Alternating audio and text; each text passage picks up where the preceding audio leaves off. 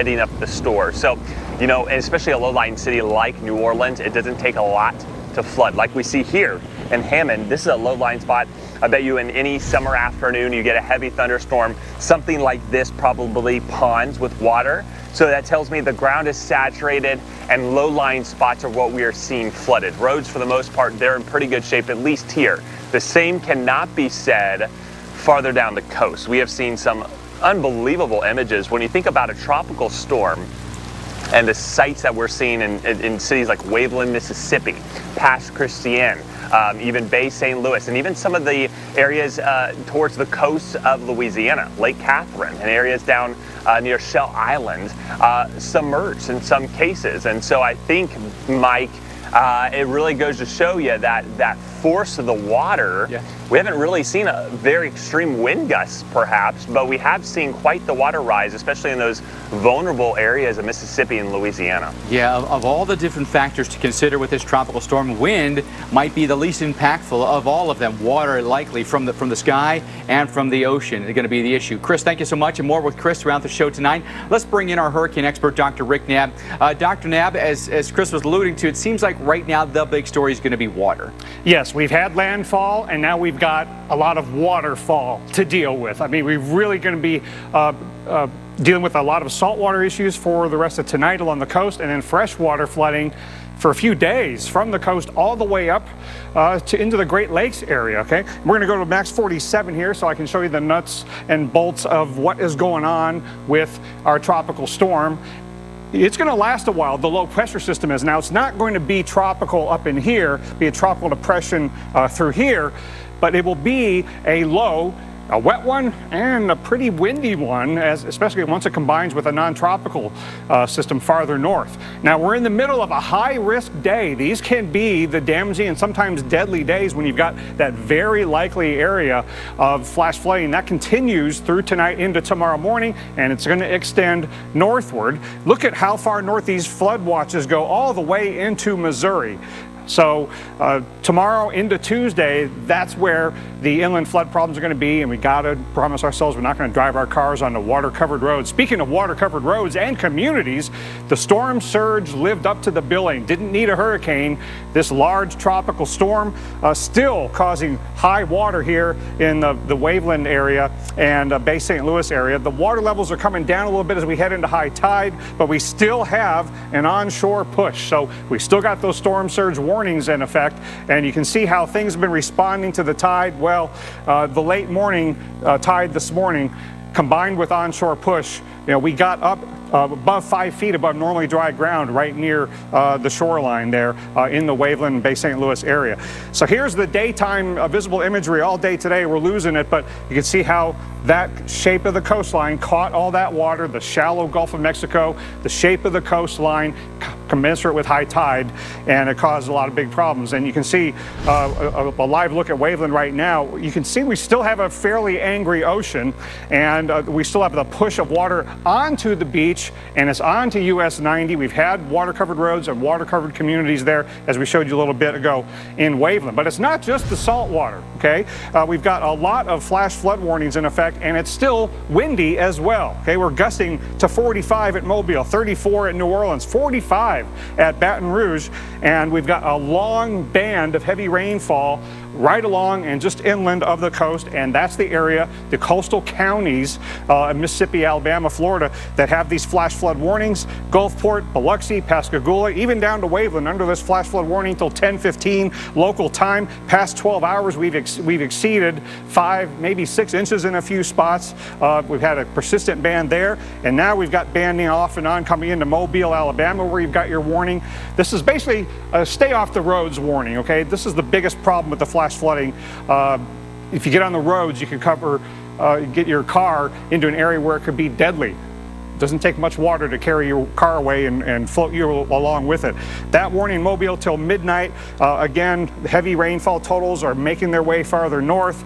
Several inches of rainfall have come down. More is yet to come. Pensacola over to Gulf Shores, your warning goes to 1:30 in the morning. And then over in the I-10, I-75 intersection, that corridor, that's where we've had a lot of big problems. We got a flood warning in Madison until tomorrow morning, Live Oak, Lake City till 11 p.m. And look how much rain has fallen. We've cleared a foot in this area, and it's been big problems along Interstate 10 between Tallahassee and Lake City. So more of this to come. New Orleans, you're not totally out of the woods, because tomorrow morning the south side of this could bring some banding your way, even though you've gotten fortunate so far. So Mike, we've got tonight to get through, but then tomorrow and Tuesday are big issues. Little Rock, for example, tomorrow night in the crosshairs for flash flooding. Yeah, I just can't take our eye off the ball right now. There's still plenty to talk about, plenty going on. Dr. Knapp, thank you for that.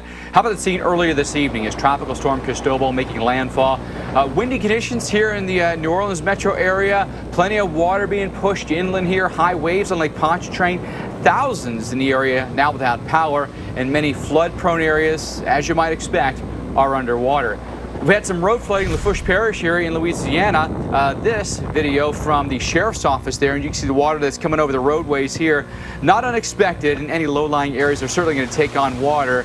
I know that for many people, you know, the benchmark is going to be Katrina. And that's why so many homes are way up on stilts here. And this kind of flooding we could take, especially on the newer homes that are elevated. But the last thing you want to see is, you know, maybe roadways washed out, stuff like that. Flooding along US 90 in Biloxi as Cristobal surge moved into that region in conjunction with some really heavy tropical downpours that came along with it. So you got water from two directions, from under your feet and from above your head here. And still people out there driving around, but we'd encourage you not to drive on flooded roadways. You can get some of these places, it's halfway up the wheels here. Just really would encourage you to be very careful on the roadways. If you absolutely have to go out there, make sure you're going a route that is dry. Well, Biloxi, Mississippi in the thick of the heaviest rain bands as it pushed ashore. Meteorologist Felicia Combs joining us now live.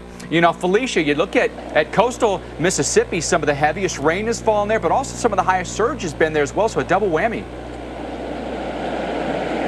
Yeah, double whammy. There's a very small area along the Gulf Coast that was both under a tropical storm warning and a storm surge warning, and Biloxi is one of them. Gulfport as well. Not only that, but we've also got a flash flood warning in effect now because this rain, once it started coming down, it has barely stopped. Keesler Air Force Base, which is just a little bit west of us, has reported more than 7 inches of rain since late yesterday morning, and there's just nowhere for it to go. You also talked about the storm surge, Mike, and that's going to continue to be a problem. So multiple issues with flooding. It became a dangerous situation earlier this morning. Highway 90 actually had to be shut down. Some of the video that you're going to be seeing here was of Highway 90. And you can see that we've got motorists stuck. Obviously not a good idea to be driving through that type of water. We always say, turn around, don't drown. But, sometimes I know it comes up on you and you just don't have anywhere else to go. And that's why I say you really have to monitor these conditions. Now, Highway 90 has since mostly been opened back up. You can kind of see it behind me. There have been cars coming up and down, but I'll tell you, the rain is starting to come down heavily again. We're still dealing with very gusty winds, so probably not something you really want to be out on, as we're really going to have this now fresh water starting to pond on the roads and could make it a really dangerous situation. So it may seem like it's calming down a little bit, but I'd say just stay in. We're in for quite some time dealing with this here in Biloxi and along the northern Gulf Coast. Mike? Felicia, what time did the conditions really take a turn for the worse, and how long have you been in the conditions that you're seeing right now? Well, actually, Mike, this just picked right back up. So earlier this afternoon, I'd say around 4 local time here, it was really coming down. The winds were very gusty. We were in that band that you now see lifting inland of the coast. Now we've got another band that's starting to form and it's starting to fill in, and that's why you're seeing the rain and the gusty winds. But we had a nice little break for a while from really quite a bit of rain. The winds remained gusty though, and I think that's maybe something people were underestimating, given that we were outside of the cone. It was, I'm going to quote, just a tropical storm, but the winds have been gusty. In fact, some of the wind gusts that I've seen reported from Keesler have not been below 30 miles per hour for hours at this point. So still very gusty winds here in Biloxi. One dangerous thing that you showed us there, Felicia, was it still feels like a lot of vehicles on the road and potentially now driving in high water at night, which can be so dangerous. Yeah, it's just something you don't want to do. We spoke with the mayor earlier, actually, and he was talking about people having to be, rescued. There were cars getting stranded, and it's one of those things where, especially in this area where it's a pretty populated area, if you are driving and then you come up on this water and you see the car in front of you go and they make it, and then the car in front of them, and you think you can make it, but then maybe you can't, and now you're stuck and someone has to come save you. And I think that's going to continue to be a problem as we head through the nighttime hours. As mentioned, it was really bad earlier and then it calmed down a bit. So I think maybe some people got out, they thought there was a break, maybe they thought it was over, but my best advice for you, Biloxi, Gulfport area, just stay in, because we're going to continue to see these conditions kind of ebbing and flowing as those bands fill in and then move on. You know, Felicia, we can still see lights on behind you, power's on. We know in a lot of different places, but you had mentioned, the gusty nature to these winds. Do you know if there are any issues with power outages along the coast there?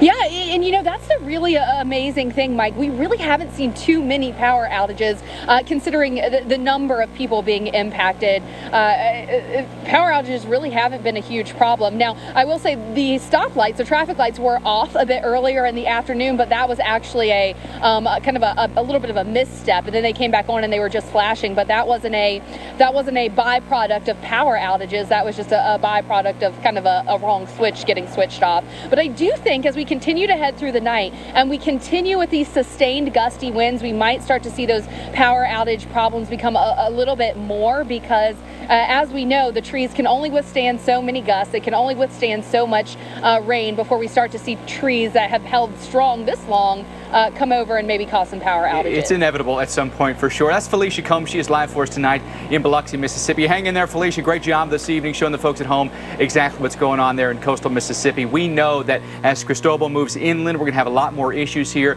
It's going to move right up through the Mid-South here. A lot of places are going to become inundated with the rain. That'll include places like a Little Rock, a Meridian, up toward Memphis, up through Missouri. And you're going to see, as we track Cristobal, it's going to get caught up more in some steering flow here. It may actually merge at some point up into the Midwest with another low here, and its wind field may actually increase in intensity and in size as well. But plenty of moisture still to feed into this, and we think that a lot of rain, even maybe as much as 5 inches all the way into the upper Midwest. Our live coverage with our crews in the field, our hurricane expert, Dr. Rick Knabb, when we come back. You're reaching out on the ground. Right now it's coming down. The Weather Channel.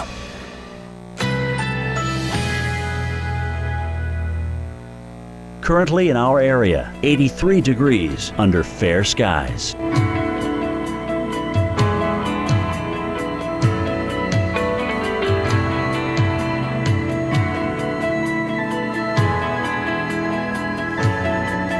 Tonight, mostly cloudy. A stray shower or thunderstorm is possible. Low 73.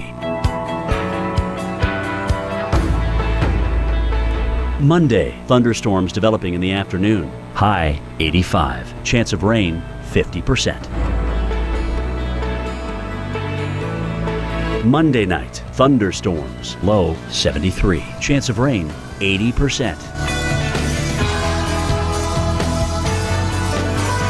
Here's our 7-day outlook.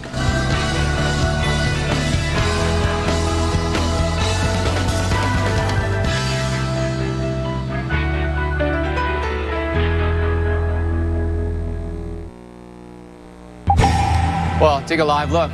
Waveland, Mississippi. You can see how high the water is right now as Tropical Storm Cristobal is churning on shore here. Waveland, one of these places we've seen some of the highest surge from this tropical storm, over 5 feet happening there, but a very vulnerable coastline here, the Mississippi coastline. As you might recall, you go all the way back to a Katrina, had in some record-setting storm surge, so not a surprise that we're getting it here, and we know that many of the roadways right along the beach have got issues. Highway 90, Beach Boulevard there has got some problems tonight. Our storm tracker Charles Peak is joining us now live from Mississippi. Charles, good to talk to you tonight. Can you update us on, how the conditions have unfolded today, what you're seeing this evening? Well, Mike, early this morning, I was in Gulfport, and started with this heavy rain, and pretty quickly started having US 90 have water in ponding in places, and then it continued to deteriorate. We had some tornado warnings early, and then just the heavy rain, and then the surge picked up, and surprisingly, we had some pretty high wave action there about the middle of the day with the high tide, and at the same time the winds were picking up. So it really made for some treacherous driving conditions. And one situation I came across was a gentleman in a truck that had hydroplaned on the water and flipped his truck and had to be taken to the hospital by ambulance. Well, now that it's getting dark, Charles, describe the conditions, what travelers might encounter this evening. How dangerous will it be to be out tonight?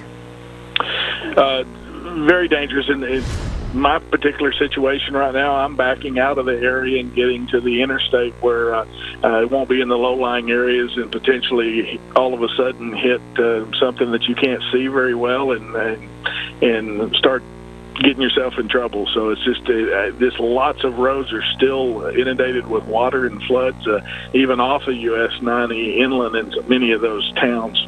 So I would just encourage people to be off the roads. Charles, where have been the worst areas throughout the day today, in your opinion? Well, Mike, it's really gone all the way, from what I've seen, from Biloxi all the way to Waveland. That whole Mississippi coastal area just had a tremendous amount of rainfall. You had areas there in the eastern end of Biloxi that were just totally shut down. You couldn't move at all. Then you had in past Christiana a little later, trees down on power lines, talking to the utility workers saying they had lots of situations of trees down on power lines, and they were working to restore power as quickly as they could.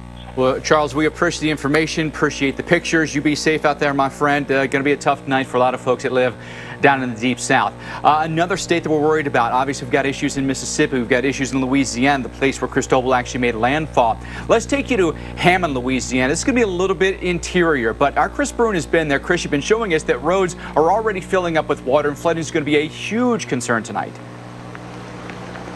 Yeah, that's something that's going to be strictly too much rain because Hammond is a little higher in elevation. You can tell by just the vegetation. We got a lot more pine and oak than you do say towards New Orleans and the lakeshore as well as the Gulf Coast. But you also don't have the surge threat here because we're not on the lakeshore. We're not in a low-lying area. So any flooding we see is going to be flash flooding and heavy rainfall. We've already seen several inches, and the rain's still coming down. In fact, likely the worst of the rain will be overnight and through the first half of the day tomorrow. We can show you the rain falling. You can see just how it's fallen on areas that have already flooded. This is a low-lying spot in this park. We're right in downtown Hammond, and this is a typical spot that probably floods.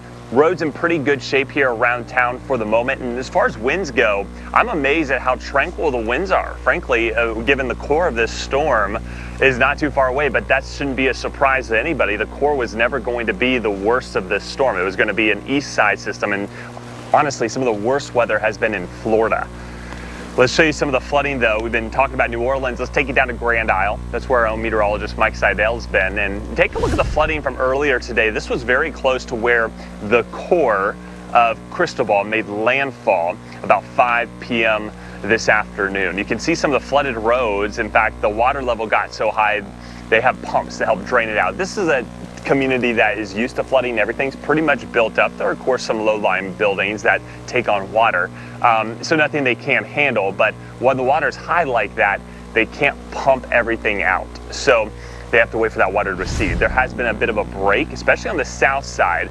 The problem will be as we get those winds to then rotate off the Gulf going into the next 24 hours, Dr. Nab, that's when we could see some intense training then coming back into Louisiana, and that's when we'll really be on the lookout for more flash flooding as the core moves much farther north. Yeah, so correct, Chris. We can't underestimate the south and southeast side of this because there's a lot of wind still over the Gulf of Mexico, and we could have some bands coming in on that south side. It's gusting to 45 at Baton Rouge and in Mobile, so there's a very broad wind field. Maybe Hammond, where Chris is, kind of in a relative low. But look how wide that wind field is out into the Gulf of Mexico. We got a long way to go with this one. And then watch what's going to happen tomorrow as the center of circulation moves inland, maybe west of Jackson, where they could gust 30, 40 miles an hour during the day tomorrow. Memphis could gust to 50 miles an hour, and into Tuesday morning it goes up into Missouri. Along the way, we've got the tornado threat persisting tonight in southern portions of Mississippi primarily.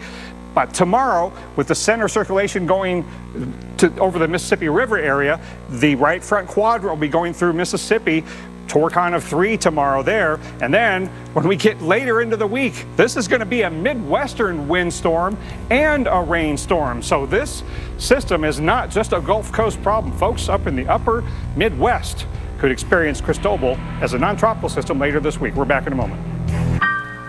I'm back. Just better when it starts with the Weather Channel.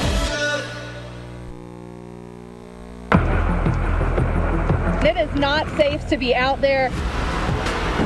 We've got hours and hours of this ahead of us. It's the heavy rain. It's just a dangerous rain. The big problem along the Gulf Coast of Mississippi is the risk for flash flooding.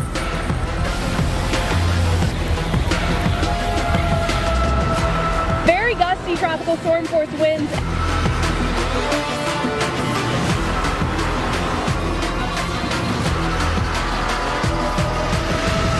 Still have to pay attention to those tides and that storm surge.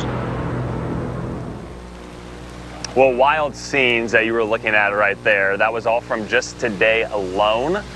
All thanks to Tropical Storm Cristobal. Now, if you're just joining us, thanks for joining us, by the way, on this Sunday night. We have had officially landfall. That was at 5 p.m. earlier, just near Grand Isle, Louisiana, and the mouth of the Mississippi River there on the Louisiana Gulf Coast. Now, the core of the storm was not where the worst the weather has been. Mississippi, unbelievably, has taken a beating, especially near Waveland, where we've been seeing just incredible, kind of stunning and mind-boggling images of the rise in water that has flooded a lot of low-lying areas. And that was just that surge, that pull of water off the Gulf of Mexico right into that bowl-shaped coastline that you get from Louisiana into Mississippi, even Mobile Bay, Orange Beach, seeing docks submerged because of that water rise. We're live in Hammond, Louisiana, where the heavy rain threat now is the big story. And this is going to continue to be the scene overnight. What you see here, we're gonna have this and then much heavier rain. The problem is the ground is saturated. Look at the park here downtown. It is covered in water and it's not draining. It's not going anywhere. This is going to continue to be a problem. So any flooding we get in, say, a city like Hammond, or you get up into Mississippi and Arkansas and up the Mississippi River as this continues to move inland, it's all going to be from that flash flood risk. And we've already seen double-digit rainfall totals in all places in Florida, well outside the core, outside the cone. So far-reaching effects, and honestly, since this began, Mississippi, but Florida really bearing some of the worst conditions we have seen, especially with those tornadoes considered we had in Central Florida yesterday and also today, one near Lake City. So that's something too. But I will say, everyone really banding together. We actually had a wife come by just a few minutes ago. She lives here with her husband. They're longtime Hammond, Louisiana residents, and that's just kind of the nature here. She saw us on the Weather Channel and wanted to bring us some homemade gumbo that her and her husband make. I have to say, it was amazing. They are now cancer-free. They were battling brain cancer. It's so great to see that they are recovering, they're doing well, and that they would come out in these conditions and just bring us a warm cup of soup, Louisiana staple. So it's a good night, Felicia, to check on each other, make sure everybody's safe, but also maybe enjoy something warm. You know, the Gulf Coast, you got great seafood, and how about gumbo? That sounds really great on a night like tonight. You don't say, Chris. I can tell you being rain-soaked, some warm gumbo would be nice right now, but I don't want anyone to come out and bring me any gumbo because, as you can see, the conditions once again picking up here in Biloxi. But really, that is one of the things that is so great here along the Gulf Coast. People are just so hospitable and really band together when you're dealing with stuff like this. Now, here in Biloxi, the rain has just picked up again. We've been getting the gusty winds. You may be able to see kind of the trees blowing around a bit behind me. I'm sure you can tell that the rain has since picked up as well. And one of the big problems that we're dealing with here in Biloxi will be the fresh water flooding. So, Rodney, I don't know if you can get this, but I kind of want to show how we just currently have basically flowing water across the parking lot. And I can tell you this hasn't happened just yet. We've seen some water ponding up here or there, but this amount of flowing water just kind of flowing through our parking lot at this point, that's something we haven't seen. And we do have a flood warning in effect until later tonight for most of coastal Mississippi, because we've seen in some places more than 7 inches of rain, and it just keeps coming. And you know, multiple threats going on for places like Biloxi. Guys. Thank you, Felicia. What a wet system this is. Large tropical storms are always worse, given everything else being equal, because the duration of the rain. And also, Cristobal, as we kind of anticipated would happen, slowed down as it was approaching the coast. Remember, it was going 12 miles an hour yesterday. Now it's only going 7. So that's allowing the rainfall totals to really rack up. High risk of flash flooding here. Portions of southeast Louisiana, southern Mississippi, and it's going inland from there these days, especially I think along the Mississippi coastal areas. That's where the risk continues to be the highest, but all of this moisture is headed well inland. Flash flood watches go all the way up into Missouri, and folks up in Arkansas and Missouri, you know you've had flooding rains from tropical systems before, and watch what's happening down in the coastal areas. Look at this banding that extends far away from the center of circulation, with gusty winds still gusting over tropical storm force far from the center. We still have this flash flood warning for Gulfport, Biloxi till 10:15 local time. You've had a half a foot of rain in some places. Mobile, Alabama still under a flash flood warning. So is Pensacola, Florida. A lot of rain coming north. Hey, can I hold on? Weather Channel. Welcome back into our continuous coverage of Tropical Storm Cristobal. I'm meteorologist Felicia Combs, coming to you from Biloxi, Mississippi, where we're once again in the rain. It has been a soggy time here along the northern Gulf Coast for places like Biloxi and Gulfport, and that is not changing. Biloxi, one of the places that's in the small area that is actually under a storm surge warning, the tropical storm warning, and now a flash flood warning as well. You'll see the rain coming down, the wind is gusting. In fact, our weather producer Sarah just told me that we had a 46-mile-per-hour wind gust coming in from the Gulfport airport just recently, so the wind's really starting to pick up, and that's one of the characteristics of these bands that we've been seeing. When you're in these bands, the winds are gusting, the rain is coming down pretty heavily. I want to show you something, Rodney. If we can kind of get the swimming pool in there. This pool was not nearly this full before all this rain started, and now it is very close to kind of spilling out.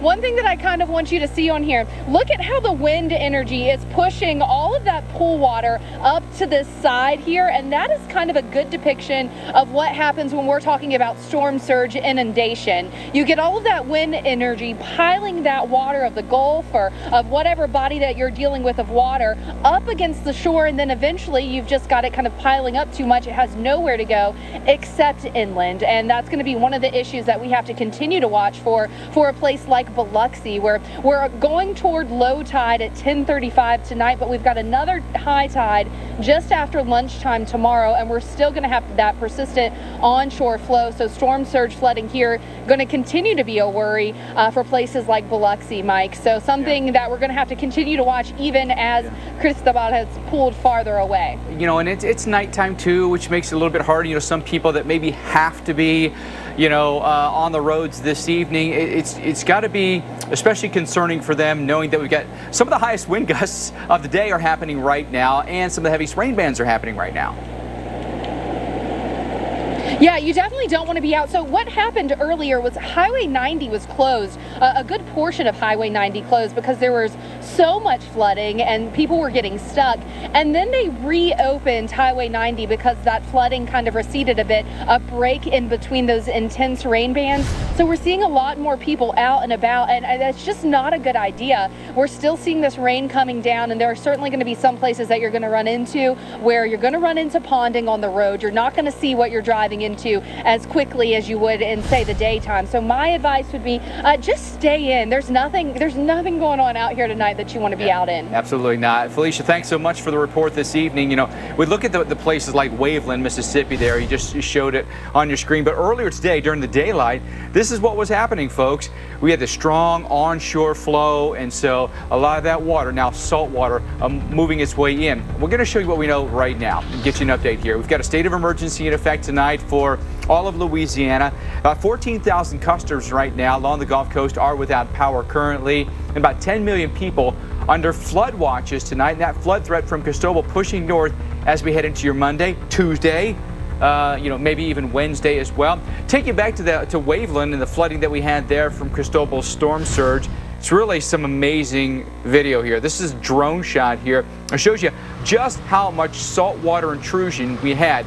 Now also keep in mind that you see some of the homes here. Look how high they are, especially the ones that are right there along like Beach Boulevard. Some of those are required now after Katrina to be 20 feet or more above sea level.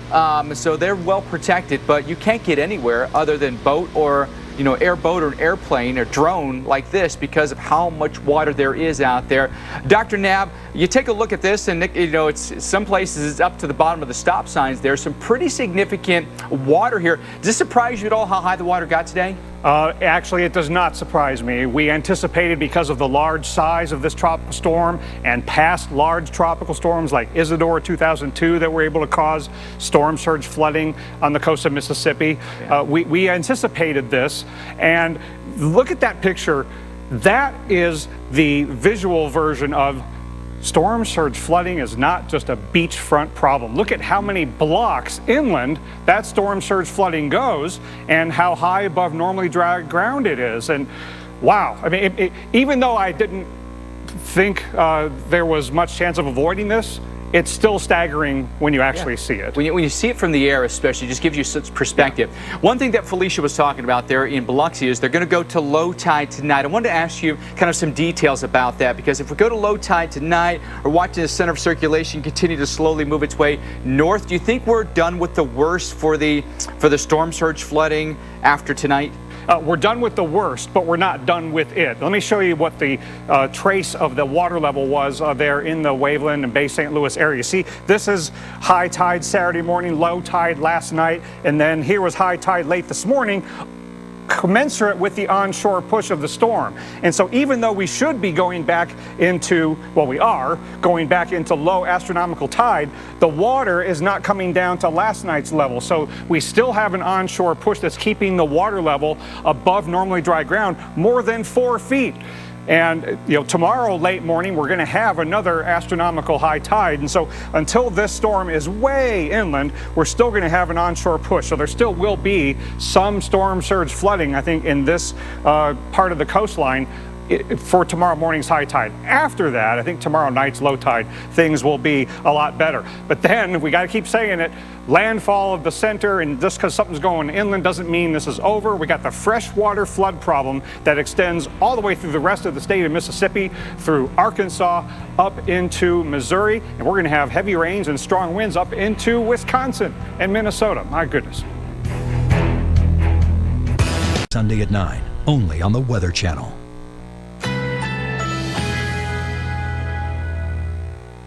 Currently in our area, 82 degrees under clear skies.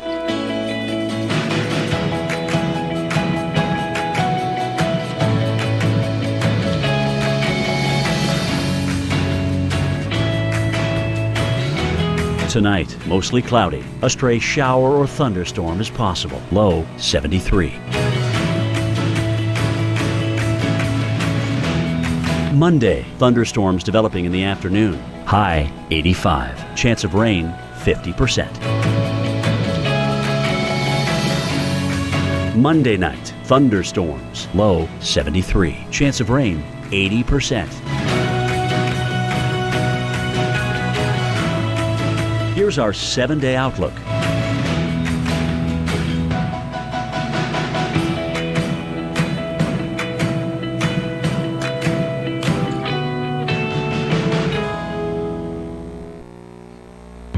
All right, welcome back as we track Tropical Storm Cristobal for you right now. Winds at 50 miles per hour. You're taking a live look at Gulfport, Mississippi, where it is just a soaking mess for us tonight. Very gusty winds and at times some really heavy downpours for us, with a flood warning still in effect for us right now. The heavy rains from Cristobal with some storm surge did bring in some water to numerous neighborhoods. You know, take a look at this. This is in some New Orleans neighborhoods here. There'll be some areas where, you know, if you get the right rainfall amount and you get a low-lying area, you're going to fill up with water. This area at Lake Pontchartrain, several inches of water covering the roads and many streets barricaded. Some motorists still attempting to drive through them, and we'd encourage you not to do that. We've actually seen some video today of people stalling out their vehicles in that and having to get pushed out. Now, this area of rotation, by the way, we want to show you this. Spotted in Grand Island, Florida. Grand Island in Lake County. Check that out. This just north of Orlando in Central Florida. We've had a few severe thunderstorms today, and we've had some spotted tornadoes as well. EF1 tornado reported around Orlando. But rough altogether, no matter how you slice it. And again, over in Florida, the extreme outer bands of Cristobal. Again, right now with the latest advisory, winds are at 50 miles per hour. We've got pressure at 993 for you right now, moving north at 7 miles per hour. So it has slowed a little bit here late this afternoon and this evening. It's 35 miles southeast of New Orleans. But basically the center, I think, of the next advisory is going to be right on top of New Orleans, or maybe even it's going to be edged just a little bit north of it here. But you can see just the large shape of this thing, and we're going to start to see that moisture push its way northbound here. There's a look at some of the storm surge flooding we're seeing right now. About 4 feet for us in Bay Waveland Yacht Club here, Dauphin Island over here in Alabama, about 2 feet, and close to 3 feet here in Berwick. But as we watch the center push its way in this direction, gradually we're going to start to back down with the storm surges that we're seeing, but still some really heavy rain bands are spiraling through with this. And we do have a risk for some severe weather. It could include some brief spin-ups of tornadoes. Gusts right now, by the way, in Mobile at 45 miles an hour, in New Orleans 21, gusting to 34, and in Grand Isle 27, gusting to 42 right now. But you see the motion here. Here's where the center sits, and so you've got counterclockwise flow, and this is why you have different wind directions on each side of the center of circulation here. Right along I-10, issues here with that flash flood warning effect. Hancock, Harrison, and Jackson counties under that flash flood warning. That is including Biloxi, Gulfport, and Pascagoula here. And over around Mobile, same thing for us. That warning goes until 10:15 tonight. I want to take you over, by the way, again, far away from where the center of Cristobal is, and Dr. Knapp talked about this all week long, that we could have far-reaching effects away from the center. Flash flood warning for us right along I-10 and I-75 in North Florida here, Columbia, Hamilton, and Suwannee counties, all under a flash flood warning until 11 o'clock. Not to mention flash flood watches and flood watches in effect here from, say, Pensacola over into New Orleans, including Baton Rouge. But there's a lot of green on that map that extends it right up through the Mid-South. So a lot of different areas are expected to get some really heavy rain here. That's a look at the path, okay? Now, it is going to weaken some down to a depression by tomorrow, and then moving its way all the way up past maybe a St. Louis, a Chicago, the Upper Peninsula of Michigan, and then into Canada. What it does about right here, well, it's going to be interesting to see how this may actually re-intensify some, not as a tropical system, but kind of a merging or some synergy happening with another low, and we may actually get this lowest pressure somewhere in Michigan or even Canada, lower pressure than it had at landfall. So a lot to dissect here over the course of the next few days. Let's bring in Dr. Knapp. Dr. Knapp, we know that we're going to have quite a few issues with this still ongoing. It may be days before this is finally out of our hair. Yeah, I know. It's kind of a habit that we are all into, that once landfall occurs, we go,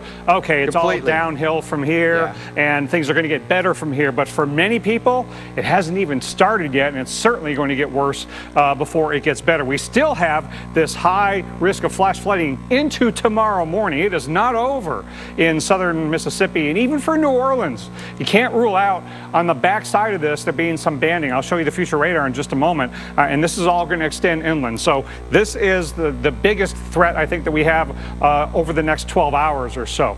Now watch the future radar, and watch New Orleans, watch Baton Rouge, watch Jackson to get a feel for how this is going to play out during the day tomorrow.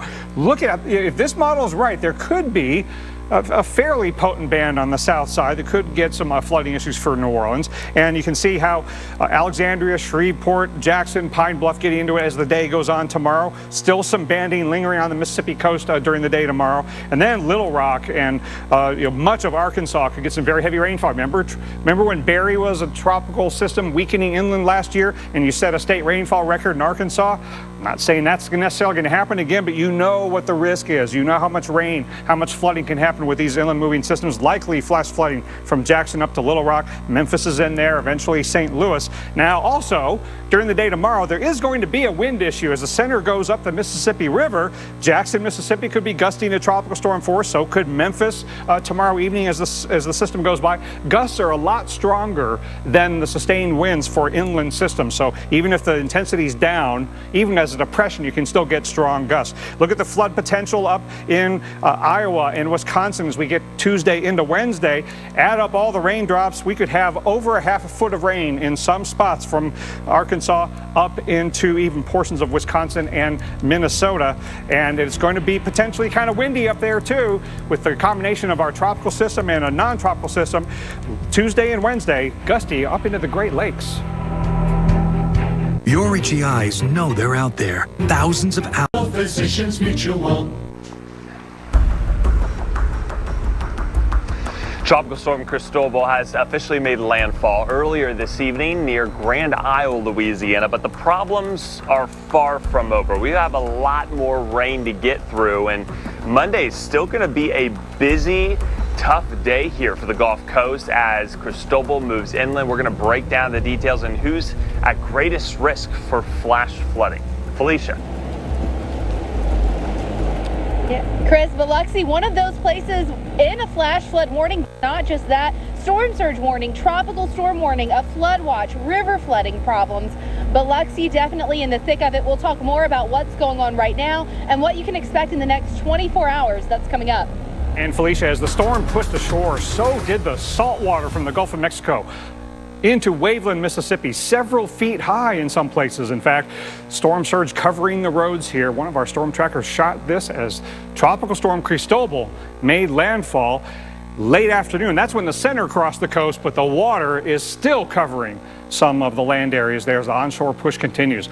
Evening, everyone. I'm hurricane expert Dr. Rick Nabb. We're also watching the threat for more destructive inland flooding tonight as tropical downpours continue. A lot to cover tonight, Doc. I'm meteorologist Mike Bettis, live until 12 o'clock Central, 1 o'clock Eastern time, covering every single move that Cristobal makes as it continues its trek inland. We know it made landfall earlier this evening around 5 o'clock local time in southwest Louisiana, bringing with it some flooding, heavy rain, wind gusts over 50 miles an hour. Several damaging tornadoes as well spawned by this. The threats are far from over tonight. We know that. We have rain, we have wind, we have flooding, all pushing through Louisiana and Mississippi tonight. Cristobal continues to chug ashore. We know that with meteorologist Chris Bruin. He's in Hammond, Louisiana. This is going to be north of New Orleans. Chris, we think that there could be gusty winds, maybe sporadic power outages. Do you still believe that flooding is going to be the biggest concern in a place like Hammond?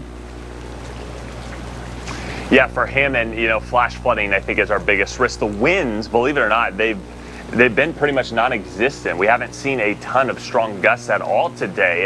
In fact, right now it's pretty calm. It's hard to believe the core of Cristobal is less than 70 miles away, but that's the given nature. Now, remember, too, Hammond's not on the lake shore, it's not on the shoreline, so you do have some more friction with forests and land for that wind. It can slow down a bit before moving in. So we haven't seen those strong tropical storm force gusts that we had near Grand Isle and certainly along the Mississippi, Alabama, and Florida Gulf Coast. The rain is really going to be the big issue. It's been raining all day here. We've seen several inches of rain, and the fear is we may get double that before all is said and done. The heaviest rain expected overnight, and we're going to get some banding features to set up. We'll talk more about the future radar with our hurricane experts, Dr. Rick Nabb, showing you what may happen as we go into the day tomorrow for especially cities like New Orleans and areas here in Louisiana. We saw the flooding in New Orleans today, even before the arrival of the worst of the weather. We had waves breaking over some of the roadways near Lakeshore Drive outside of Lake Pontchartrain. The causeway at times was very difficult. And a city like New Orleans, remember, it sits below sea level. Flooding is very common especially in tropical systems. So we've saturated the grounds. That's the case here in Hammond, Louisiana. There's a wind, so the wind will pick up briefly and then it will settle down. It's not persistent like we're seeing in cities like Biloxi and areas off to our east, but that shouldn't come as a surprise. We knew the core of this storm wasn't going to be the worst area. An impressive storm surge, though, from Shell Island up to Waveland, Mississippi. That's where I would say the worst of the storm has been. And then the wind and tornado threats that we've been seeing in Florida. Tornado confirmed there in Lake City, Florida earlier today, and then of course the ones in Central Florida yesterday. So what you see here in Hammond, Louisiana, this is what you can expect in Jackson, Mississippi, up towards Little Rock and Memphis, eventually getting into the Midwest. And that's a spot of the country that has seen way too much rain so far this spring, Mike, and that's going to be a problem. So, you know, 2 more days from now, we're going to be dealing with this heavy rain up into Wisconsin, where wind will still be a factor, but that heavy rain threat's really going to be a big ordeal. For so many places, it is far from over. In fact, it may just be beginning. And so, you know, I think it's probably weird for people in a place like maybe a St. Louis, Chris, to be thinking, wait, hold on a second. Cristobal's rain is coming our way, maybe bring us some flooding. Chris, thanks so much for the report. I know it's very, very curious, no question about that. But bring in Dr. Nab now, talk a little bit more about that and what it's going to do from here on out, because Dr. Nab, we are far from over. Still plenty of issues at the coast, not to mention, you know, all the way up to the Canadian border, we're going to have problems. Yeah, and Mike, we've been saying it all week. This is not just going to be a coastal event. And now the inland event is beginning, even as we still have the issues along the coast. And one thing that I feared could happen has happened, and that is that the forward motion has slowed down. It was going like 12 miles an hour across the Gulf of Mexico, but it has slowed down as it's coming ashore. And the pressure's still very low, 993 millibars. So that all means slow moving, large storm.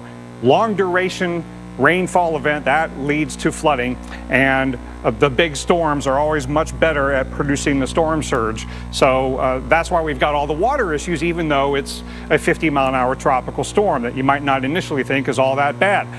We still have storm surge flooding, almost 4 feet going on at Bay Waveland Yacht Club. We still have an onshore push into this concave-shaped coastline. Now, this is lower than it was. We're going into low tide, but we still have water rises because of the push from the storm. Shell Beach got above 6 feet above normally dry ground right at the coast. Bay Waveland got up to 5.7. Look at all the way over to Pensacola, getting up to 2.5 feet. Now, there's a lot of things going on here. We got the full moon that's making the astronomical tides contribution a little higher. We had the push out of the Caribbean into the Gulf while Cristobal was down over Yucatan that added a little bit more, and then the push of the storm today at the time of high tide was when we really maximized the numbers here. And you can see how at Shell Beach, you know, the astronomical tides were still running a little bit high. Then you got the push of the storm, and that pushed it over 6 feet. And then at Bay Waveland, here's the low tide last night. Here's the low tide tonight. The water's not nearly as low because the push of the water onshore is still causing storm surge flooding. That could be life-threatening if you try to drive into that, go down there. You don't want to be around that. Now, the storm surge flooding will subside by this time tomorrow. We've got one more high tide late tomorrow morning, but after that, the storm will be far enough inland that the onshore push would be diminished. But the push of moisture from the Gulf of Mexico is just beginning. We've got flood watches all the way up into Missouri over the next couple of days. But right now, we've got flash flood warnings along the coast, along with gusty tropical storm conditions. This is not a fun night to be out on the roads. You don't want to be out on the roads in coastal Mississippi, Alabama, panhandle of Florida. Just a really bad night. Strong winds, slick roads, and flooded roads can lead to very, very dangerous conditions. Still, this flash flood warning from Waveland across to Pascagoula till 10:15 local time. It has cleared a half a foot in some spots as we had persistent banding to the east of the center. And now Mobile, Alabama has been getting in on it the last few hours. And now we've got this brand new flash flood warning kind of south and west of Mobile, Alabama. That goes till 3:15 in the morning. We're getting over 1 inch per hour rain rates in this area. Pensacola, your warning goes until 1:30 in the morning. And we still have lingering water problems here east of Tallahassee along I-10. Flood warning till 6:30 tomorrow morning in Madison. And then you know, even over to Lake City, we've still got occasional heavy rainfall. It's been a really bad time on I-10, Mike. That's where we've so far had our highest rainfall totals. One spot got over 13 inches so far. 100 or 200 miles east of the center. I'm sure that people that are watching at home right now are shocked by that because they're nowhere, like you mentioned, nowhere near the center, and they're getting, you know, double-digit rainfall totals. Dr. Knapp, you talked about it all week. You were spot on. Thank you so much for that. More with Dr. Knapp coming up. And how about the scene earlier as Tropical Storm Cristobal made landfall here? Windy conditions in New Orleans Metro here. You can see all the water being pushed. This is the high waves on Lake Pontchartrain. Thousands in the area without power, many flood-prone areas. There are quite a few of those low-lying areas and then neighborhoods that fill up with water. They are underwater tonight. And how about new video from Hancock County in Mississippi showing conditions along the coast? Look at this. That is angry water right there. No question about that. Homes taking on some storm surge. A lot of the homes here after Katrina had a new standard to be built much higher, but you can see this. You got to have the high-profile vehicles out. Firefighters got about a dozen people out using some high-profile trucks here, but it's just not worth it. Look how high that water is coming up right up to the bumper of that truck there. Just not worth it, folks, and especially in these areas where they were urged to evacuate. It's just the best thing to do is just leave, so you don't have to be taken out in a fire truck. We've also seen some really heavy flooding along US 90 in Biloxi. The surge here moved in with the high tide, moved in with the strong onshore flow and some of the heavy rain bands as well. So had issues right at the coastline. Then you had issues, you know, even blocks away because you had some rainfall flooding. Well, we just would definitely urge you to not be on the roadways, you know, when water like this is over the roads, and it's blinding rain at times to boot. All right, so let's talk a little bit more about all that water that came ashore in Biloxi and coastal Mississippi. The heavy rain bands are hitting us now. We're going to find Felicia Combs in Biloxi for us tonight. Felicia, the winds have been surprisingly strong there, and the rain at times may let up, but there's really no other choice, but more bands will fill in through the night tonight. Oh, definitely. And that's the thing. The wind really hasn't let up. You're so right, Mike. At times we've had gustier winds, but I will tell you, I was checking some of the reports from Keesler Air Force Base, which is just not very far from where we are here. And we haven't seen gusts below 30 miles an hour since earlier this morning. All day, pretty much, we've been seeing wind gusts of at least 30 miles per hour. And in fact, a little bit earlier today, we had wind gusts at Keesler reported at 45 miles per hour at the Gulfport Airport, which is about 10 miles from us. Gulfport is about 10 miles west of us. 46 mile per hour wind gusts just recently there. So we certainly are seeing those tropical storm force wind gusts and things of that nature. Now you may notice it's not quite as rainy right now as it has been previously, and we could really take the break. Biloxi, one of those places, in fact, most of southern Gulf Coast of Mississippi under a flash flood warning because we've just seen so much rain and it continues to come down. Now I want to point something out to you. If you don't know anything about Biloxi, well, sometimes it's called the playground of the South, and you can kind of see it shining over my shoulder here. That's the Golden Nugget Casino, some of the other casinos as well. A lot of people trying to make their way back out to Biloxi because we're just starting to see those casinos and things like that reopening here as they're beginning to recover from COVID-19. So a lot of people came out, were kind of kicking off their weekend, and then some people actually ended up getting stuck in those casinos because Highway 90 was closed all along the shore because we were dealing not only with freshwater flooding, but also the storm surge flooding as well. So they weren't allowed to leave the casinos for quite some time. So we're starting to see that improve. Obviously, Highway 90 back open, but I'd say people who came to the casinos this weekend not exactly knowing what to expect definitely got more than what they gambled for this weekend with Cristobal. Yeah, Mike. Listen, the thing about this, though, they've got power on, so I'm sure a lot of people, you know, those things are so fortified now. You're inside one of those, you have no idea what's even going on outside. You look out the window, though, it is a different story. Felicia, thank you so much for the report.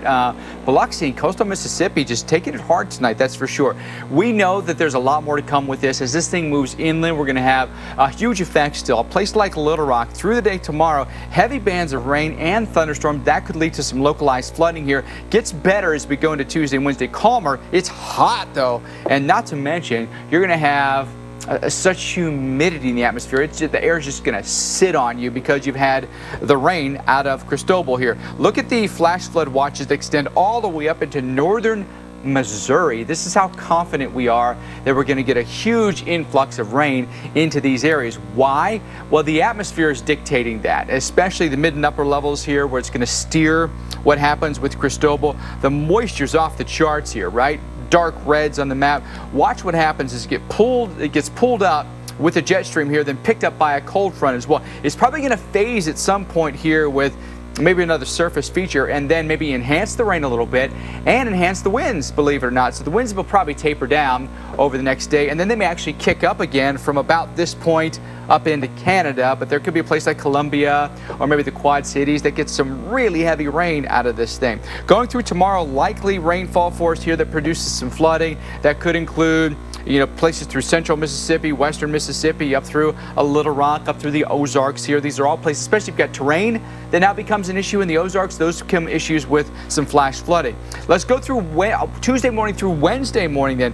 Possible flooding, especially here in the darker green areas, then maybe over toward Omaha as well. But how often do we talk about that with a tropical system up through the Quad Cities, northern Wisconsin, the upper peninsula of Michigan, Dr. Knapp? Almost unheard of. It happens from time to time, but I'm sure that folks that live there are going to feel it when it comes. Yeah, there have been a number of occasions. Ike back in 2008 brought a lot of wind to the Midwest, and Alberto last year did that as well. So I know it's not something that you think happens often, but it happens more often than we might realize, and this one's going to do it also, especially since it's so large. You know, large systems don't just go away when they make landfall. It takes a long time to spin down, and watch how this is going to be a long duration event. So look at Pine Bluff tomorrow morning. If this model's right, maybe the rain starting late morning into midday. Watch how long this is going to last. And New Orleans, it might still be raining into tomorrow afternoon occasionally on the Mississippi coast. And Jackson, very concerned about training possibilities during the day and into tomorrow night. Then it's going to be a wind issue as well, because the center of circulation is going to be still spinning pretty robustly, and you're going to have some gusty winds over land. Even if it goes down to a depression, the gusts could still take out some power. And you have the tornado risk over Mississippi tomorrow as well. Memphis, you could gust 40 or 50 miles an hour tomorrow into Tuesday morning. And as Mike's been talking about, that rainfall is headed northward, 5 to 8 inches going through Missouri, up into Iowa, up into Wisconsin.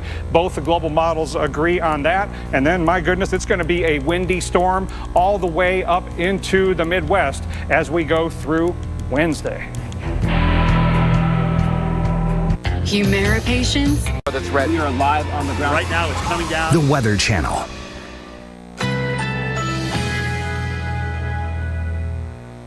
Currently in our area, 81 degrees under fair skies.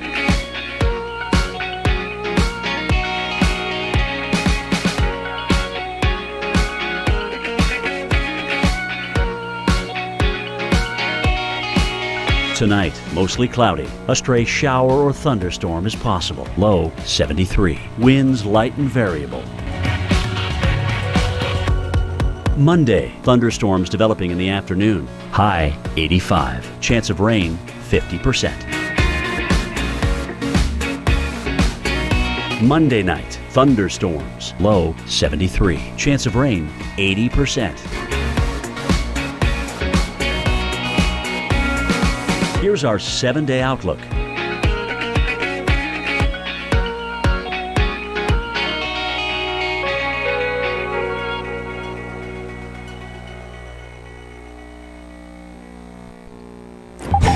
Welcome back, everyone, to the Weather Channel's live coverage of Tropical Storm Cristobal. You're taking a look at Waveland, Mississippi. Wind gusts about 36 miles an hour. Still, we're dealing with storm surge this evening. Quite a few areas could still be dealing with that, from coastal Alabama and Florida into Mississippi and then into Louisiana as well. Let's take a look at Biloxi. The winds have been pretty gusty here throughout the evening. Rain showers and some heavy rain bands are going to plague us as well. That's a look, I believe, at Beach Boulevard there, Highway 90.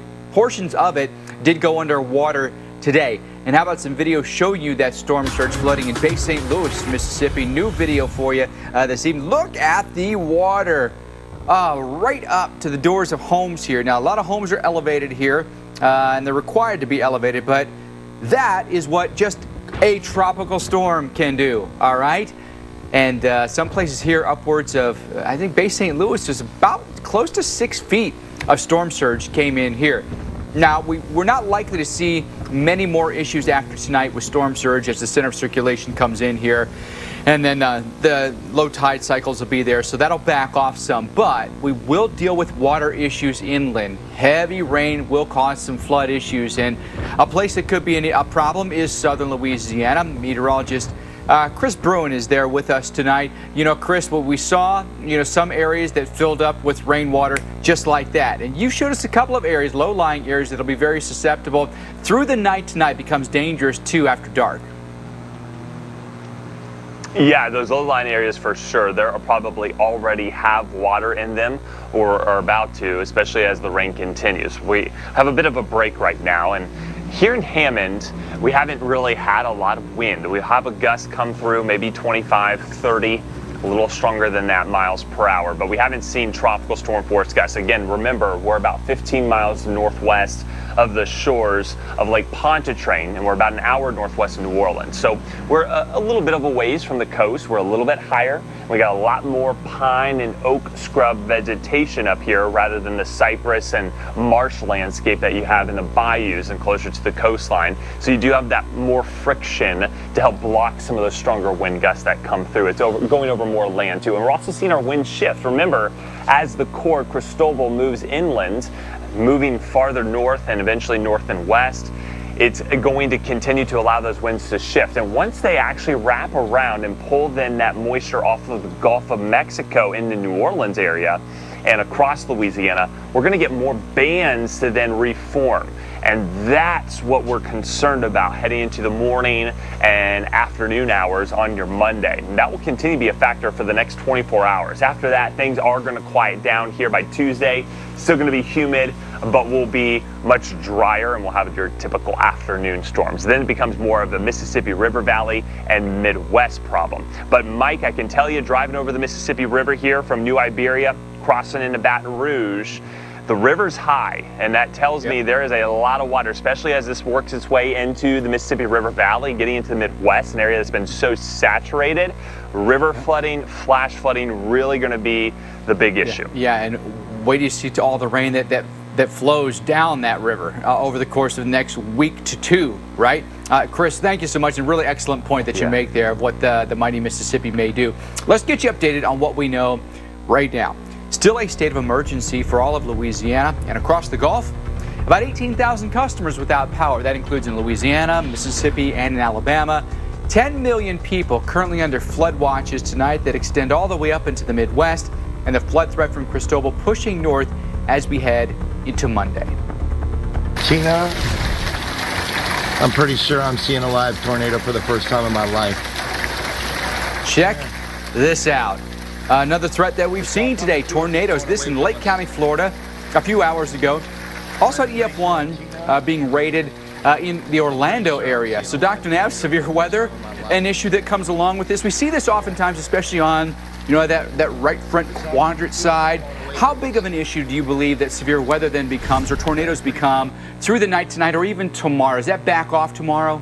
Not a whole lot, because you're still going to have a robust circulation. It's just going to be in different places. So, Mississippi inland areas are going to be at great risk for some isolated tornadoes. I mean, so the risk is significant, but not many of you are going to get it. We just don't know who's going to get it. So it's kind of like with Florida yesterday. We knew the risk was there, and it's just a matter of where those tornadoes form. And we have a broader wind issue as well that could cause some down trees, some power outages. So wind in one form or another is going to be an issue.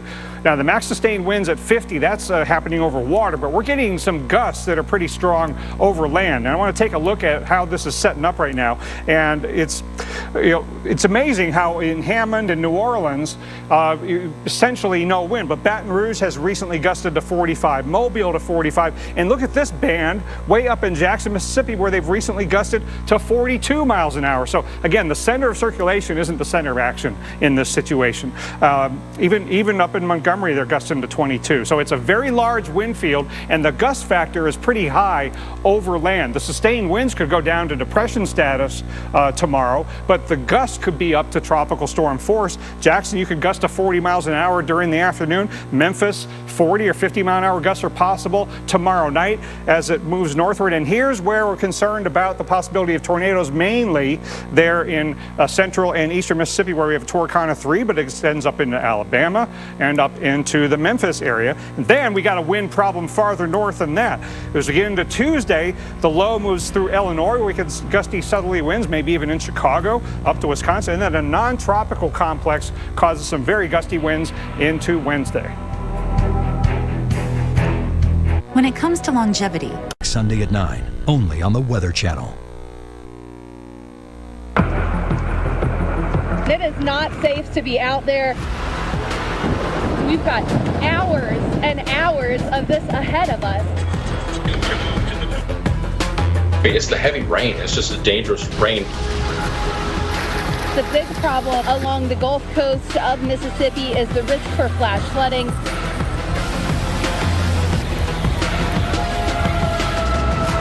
Very gusty tropical storm force winds.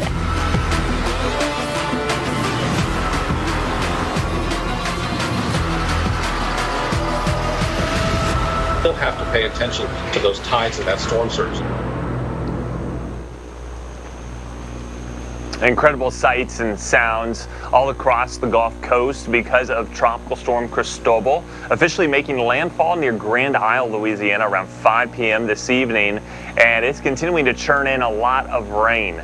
Notice though, a lot of the activity is not near the core of New Orleans. We haven't really seen a lot of action as far as rain goes for several hours now. We've had a few showers, but near the core it's very just kind of got a lot of dry air kind of wrapped up in it, and that's been the situation here for the last couple of days. It's had a hostile environment to battle, and that's why it's just been so east loaded, lopsided. We haven't seen a lot of action. You go west of Baton Rouge, rainfall totals, they're less than 1/4 of an inch. We have barely had much rain in central Louisiana, nothing in western Louisiana. So you go over to Florida though, we've had double-digit rainfall totals. So it goes to show you the intensity far and wide. We can show you some of the scenes though, not far from New Orleans. This is in St. Bernard Parish where we had some flooding earlier this afternoon. Again, some of this a combination of water rising from nearby bayous and that surge coming in off the Gulf, but also heavy rainfall.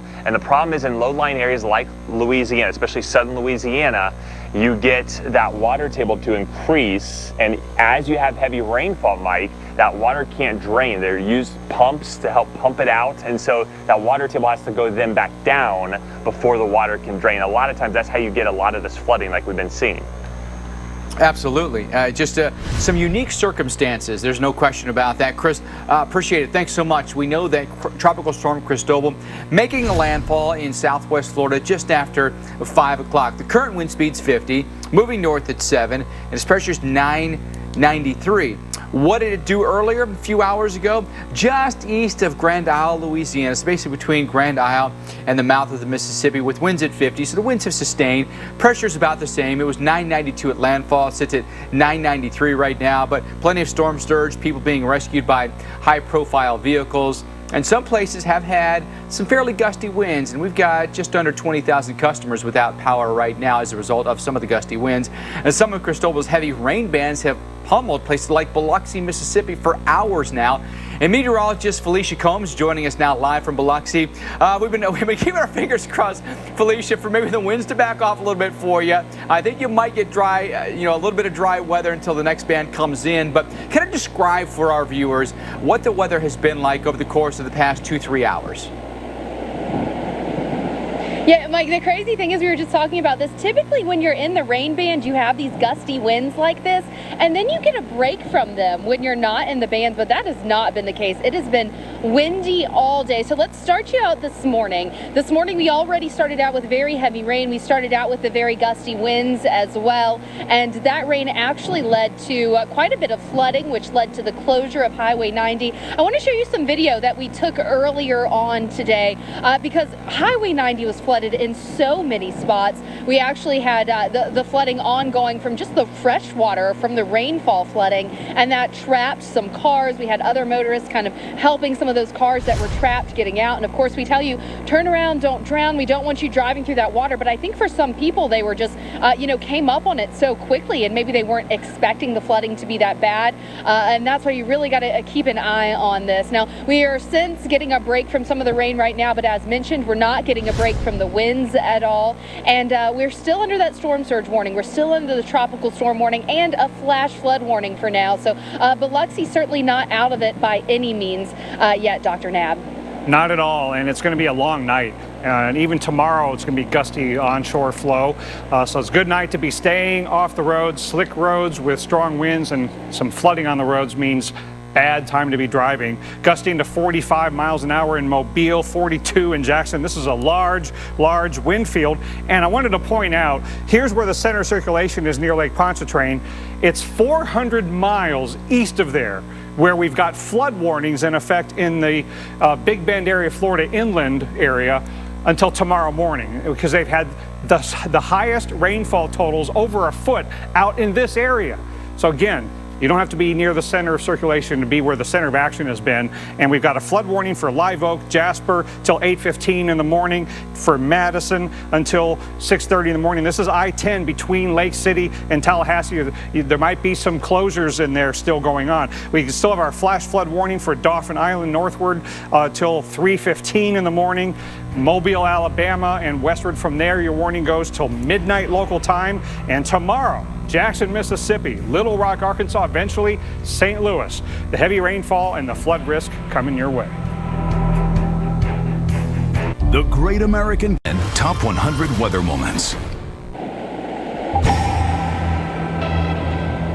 Welcome back into our continuing coverage of Cristobal. I'm meteorologist Felicia Combs here in Biloxi, Mississippi, where we have just absolutely been getting battered by this weather pretty much all day.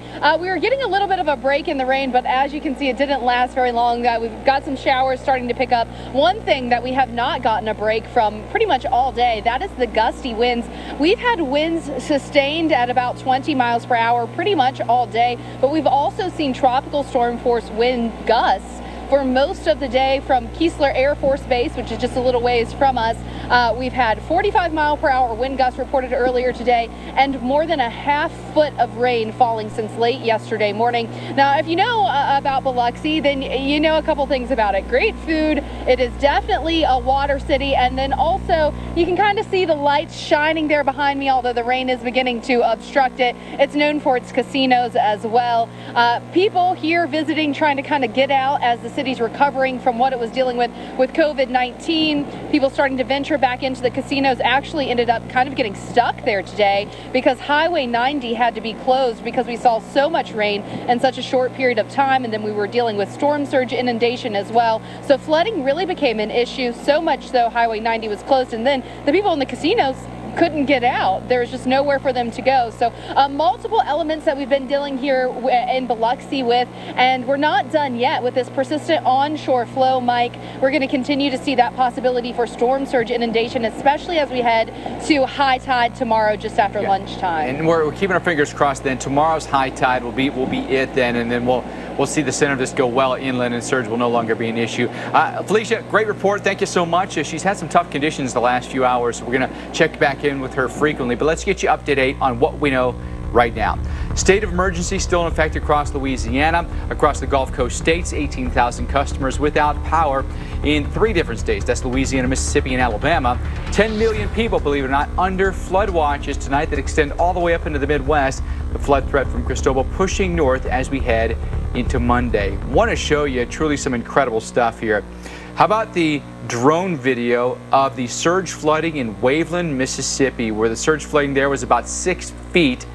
And you can look at the water up to, 3/4 the way up to the stop signs here. A lot of the homes are really elevated here. Some places they're required to be more than 20 feet higher than sea level. But look out to the pier there, boy, it's going underwater. But you can't get around. There's no way to get around anywhere by vehicle unless you're in a boat or you're in a drone like this, and you can see this. Look at the water just came in fast and came in furious. Let's talk to our expert, Dr. Rick Knabb, about what we're seeing here, Dr. Knabb, because it's that right side where we had the onshore push here, a lot of saltwater intrusion here, but up to 6 feet in some places. Your thoughts on that?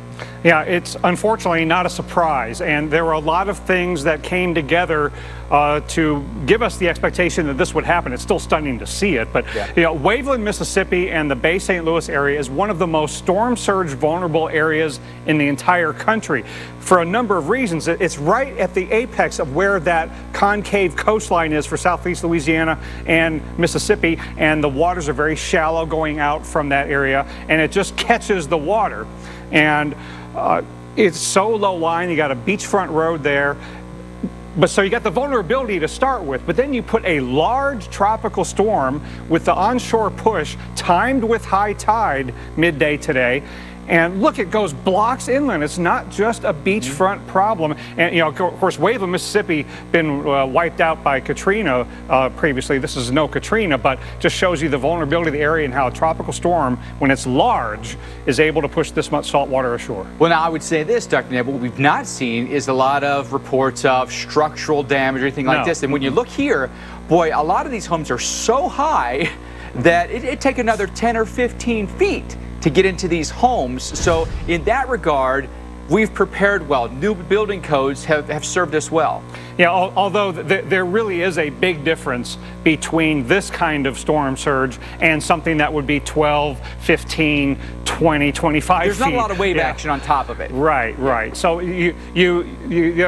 not every storm surge event is created the same. This is not as prone to wiping structures off their foundations as a higher end event would be, but this is still life-threatening to be in your cars. It is a place where you can be isolated, where help can't come. So this is still a dangerous situation. It's just not quite as damaging as a top-end hurricane type of storm surge. As far as water goes, though, do you still believe, the biggest threat we'll face is going to be from rainwater more than it is going to be from surge? Overall, the inland flood, the freshwater flooding is what is going to affect the most people and puts the most people at risk if they were to drive and get onto water-covered roads. The fortunate thing about both saltwater flooding and freshwater flooding, Mike, is they are extremely avoidable in terms of fatalities. If you just get people out of the storm surge areas and you don't drive your car onto a water-covered road, you stay out of the water, you can stay out of danger. Even though we're headed into low tide here tonight, we still got the water rise there 3.5 feet above normally dry ground at Bay Waveland Yacht Club. And we had some very high values. Shell Beach, Bay Waveland, in that neighborhood of 6 feet above normally dry ground at the coastline. And the way this played out was, we already had kind of a high tide because of the astronomical tides being higher with the full moon. But then when you add the storm, then you add that extra push, and it's easy to get Shell Beach, a very vulnerable location, to be very high. Last night's low tide in Bay Waveland, pretty low. Tonight, not so much. It will be deteriorating overnight tonight, but it'll be better by tomorrow night. Your Richie Eyes, weekday mornings on the Weather Channel.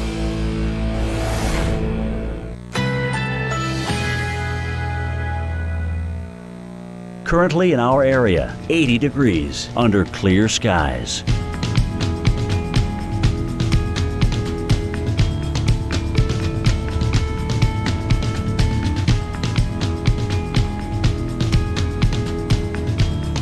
Tonight, mostly cloudy. A stray shower or thunderstorm is possible. Low 73. Winds light and variable.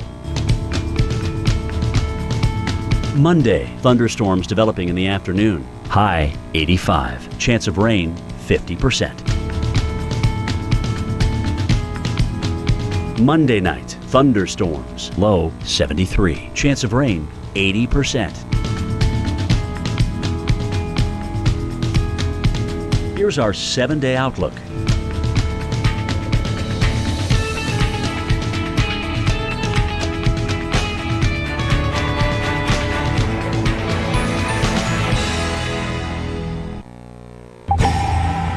How about a live look at Waveland, Mississippi? Still some waves crashing over the break wall there. We'll have some water over the roads, splashing over the roads. There have been portions of Highway 90 that have been water covered today, but the water's going to back off gradually for us now as the center of circulation comes ashore here.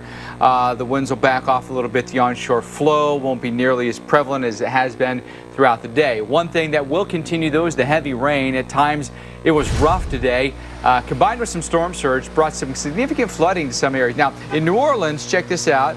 As the marker there says, maybe about 2 feet or so. Some low-lying areas did fill up with some water, some vulnerable areas. Some coastline areas, 5 to 6 feet of surge today. And now this area, Pontchartrain, several inches of water covering the roads here, and people kind of wading through it. We'd urge you not to do that. You know, sometimes there's some stuff in there that you want to mess with. Chemicals and gasoline and oil, and not to mention some snakes. And that can be alarming when you run into one. How about some new video of a water spout off the coast of Gulf Shores, Alabama? Several tornadoes spawned as a result of Cristobal here. That's one right there. And look how rough the ocean is, too. The Gulf of Mexico was really rough today. Double red flags out there, and then a tornado over the water, just like that. Several reports of tornadoes today, and that the tornadoes extended over into the peninsula of Florida, and then has spiraled near the center as well. All right, let's update you on what we have right now with the Tropical Storm Cristobal. We've gotten the newest advisory, and so let's bring you the stats here. Winds have come down just a hair here. Previous advisory, they were 50. They now sit at 45. Moving north-northwest at 10. It's picked up a little bit of forward speed here, was previously at 7. Pressure hasn't changed at all. Location now 20 miles north-northwest of New Orleans, Louisiana. So center of circulation is almost right on top of where our Chris Bruin is tonight. We'll check back with him in just a second here, but you can see we still got some convection, especially on the east side and the north side of Cristobal right now. But again, with the newest advisory, the changes are this: winds are down just a little bit, forward speed has picked up just a little bit. So let's bring in our hurricane expert, Dr. Rick Knapp, to dive down into the details of this. Give us, some of the takeaways for tonight and maybe tomorrow morning when people wake up, Dr. Knapp. What do you anticipate? Well, I think it's still going to be a long night along the Gulf Coast because this is such a large system. It's still going to be gusty well into tomorrow. It's still going to be wet on the roads, and there's still the flood risk. So I would just stay put indoors along the Gulf Coast. But that's just the coastal areas. It's going to continue to go downhill in inland areas. If you're in a place like Jackson, Mississippi, it's already been gusting above 40 miles an hour. It's only going to get worse with the wind and the rain. And then in places like Arkansas, it's going to go downhill. So in many places, this is just beginning, okay? Now, why is this still a tropical storm? Why are all the watches and warnings still up along the coast? Because this is such a large system that you still have a good portion of the circulation that's out over water. And that's where the maximum sustained winds of 45 miles an hour are occurring. Pressure is still very low. It's still a very large system. So it's, again, landfall of the center of circulation that happened several hours ago is nowhere near being the end of things when you've got this large of a system. Here's the new track and intensity forecast from the National Hurricane Center. Again, by this time tomorrow, it's going to be an inland tropical depression, but we're still going to have a lot of gusty winds that could gust above 40 or 50 miles an hour. And again, this is just the cone that represents where the center of circulation is probably going to go, but the impacts will extend well outside the cone. For example, tomorrow, Mississippi is going to have a risk of tornadoes, flooding rains, strong gusty winds, could have power outages. So don't look at this cone and think in the inland portions of central and northern Mississippi or in Memphis, Tennessee, that this is not your problem. Again, it will continue to be a very right-loaded system. And then these numbers increasing 35, 40 miles an hour are when it gets injected with some non-tropical energy, and the maximum sustained winds could strengthen a bit again, and then the gusts will be even stronger than that. So that's digesting the track and intensity forecast. The tropical storm warning has not changed one bit. Still includes Baton Rouge, New Orleans, Gulfport, Mobile, Pensacola, Destin, Fort Walton, and you can see how we still got a very large wind field yet to come on shore. And as long as you're getting the winds off the Gulf of Mexico, they're going to be pretty potent, unobstructed. Still gusting to 33 at Biloxi, 29 on Grand Isle. Now look how you're starting to get a southwesterly wind there, a northerly wind at Baton Rouge, southerly wind in Biloxi. So that's why New Orleans, you're kind of in the middle of this whole thing.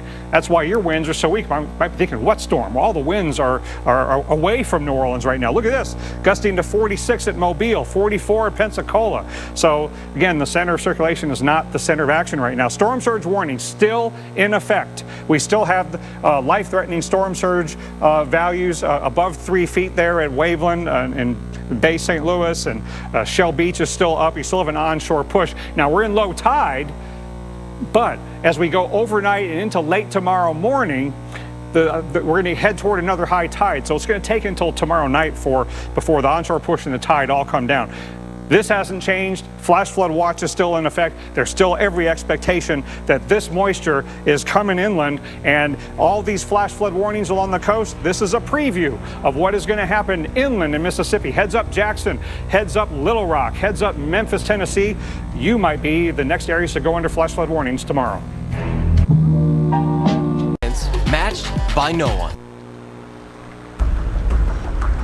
Still raining here in Hammond, Louisiana, and we're starting to see movement too of the core of Tropical Storm Cristobal, now moving northwest of New Orleans, not far from here. We're going to notice our winds coming down, but the problems are far from over. We're going to take a look at that future radar and talk about some of the more specific locations that are still going to be dealing with very heavy rainfall for another 12 to even 24 hours, and that doesn't even include those that lie north of here.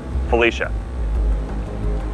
I'm meteorologist Felicia Combs here in Biloxi, Mississippi, where we have just taken a battering all day today, and it's not going to stop until at least through tomorrow. We've got more rain, we've got storm surge possible, and the gusty winds continuing. And as the storm pushed ashore, so did the saltwater in Waveland, Mississippi, several feet high in some places, in fact. Storm surge covering the roads here. One of our storm trackers shot this as Tropical Storm Cristobal made landfall late afternoon. Good evening, everyone. I'm hurricane expert Dr. Rick Knabb. We're also watching the threat for more destructive inland flooding tonight as tropical downpours continue. Going to be a rough night in a lot of places, Dr. Knabb, that's for sure. I'm meteorologist Mike Bettis, live with you until midnight Central, 1 a.m. Eastern, covering Cristobal as it moves now inland. And Cristobal making landfall a few hours earlier this evening in southwest Louisiana between Grand Isle, Louisiana and the mouth of the Mississippi. Brought heavy rain, gusty winds over 50 miles an hour. In some places it's still doing that.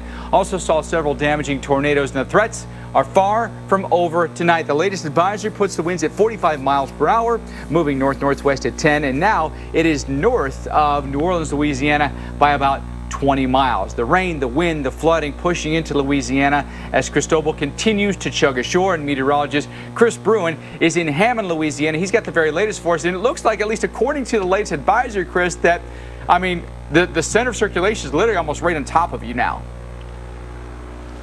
Yeah, and we can kind of tell that just because the winds, they're not really strong at all, and that's going to be the factor. Remember too, this is not your tight-knit tropical, strong, healthy tropical storm or hurricane that you would typically think of. It's very dry in the core. It's also a lot larger. It's almost kind of on the border between tropical and subtropical, so they're going to be changing as it moves inland. So we've got a center circulation. We don't even call it an eye. We've got a center circulation that is broadening out. So in that center, the winds aren't strong at all. We see a 10-mile-per-hour breeze in New Orleans right now. Similar story here in Hammond. It's also going to kind of shut off our precip that we've been in for much of the day today. We've got a little bit of a mist out here right now. It's those low-lying pockets that we're concerned about as far as flooding goes. That's the extent of what we have seen here along Interstate 12 north of Lake Pontchartrain. Roads are fine. We haven't really seen much in the way of flood reports here in Tangipahoa Parish and St. Tammany Parish. We do know there was some overwash of Lake Pontchartrain earlier this evening on the north shore near Mandeville.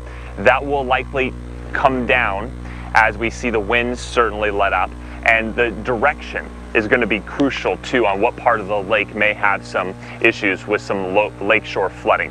Where do we go from here? How much more rain are we going to see? Several more inches perhaps, and it's really going to be crucial on where those bands set, because as this core of Cristobal moves into Mississippi and on its way to Arkansas tomorrow, it's going to be pulling in moisture back off of the Gulf of Mexico like we've been seeing in Florida. We're going to see that here in Louisiana, and there are going to be some intense bands that maybe refire up in New Orleans, Grand Isle, back here towards Hammond, and where exactly those sit up are where we're going to get crushed with another couple of inches of rain and intense thunderstorms, even some brief gusty winds. We saw the flooding in New Orleans today. You can see what it looked like near Lakeshore Drive. I can only imagine what it would have been like driving over the causeway here at Lake Pontchartrain, one of the largest bridges in the world, by the way, and just having the water, the gray skies, and just the torrential downpours. It really makes it difficult to drive. And low-lying spots saw flooded roads. I mean, we had water in the feet in some localized spots around New Orleans because the heavy rainfall and the rising water tables due to that surge that came and inundated parts of Louisiana and Mississippi. Even Mobile seeing that flooding too. So that's something we're continuing to watch. And then heavy rain spreading all the way into the Midwest. You know, that's going to be kind of the focal point going into tomorrow night and Tuesday, Wednesday. Chicago, St. Louis, Little Rock, Memphis, all expecting similar scenes like we're seeing here in Hammond tonight. Mike? Chris, great explanation of what's going on there in Louisiana. Appreciate the report this evening. Obviously, when you look at what the forecast holds, what's going on right now, there's still a lot to dissect with this. I want to bring back in Dr. Knabb, talk a little bit more about what's happening currently, what the threats will be, you know, short term here, you know, through the night, and where this thing, you know, ends up tomorrow, Dr. Knabb.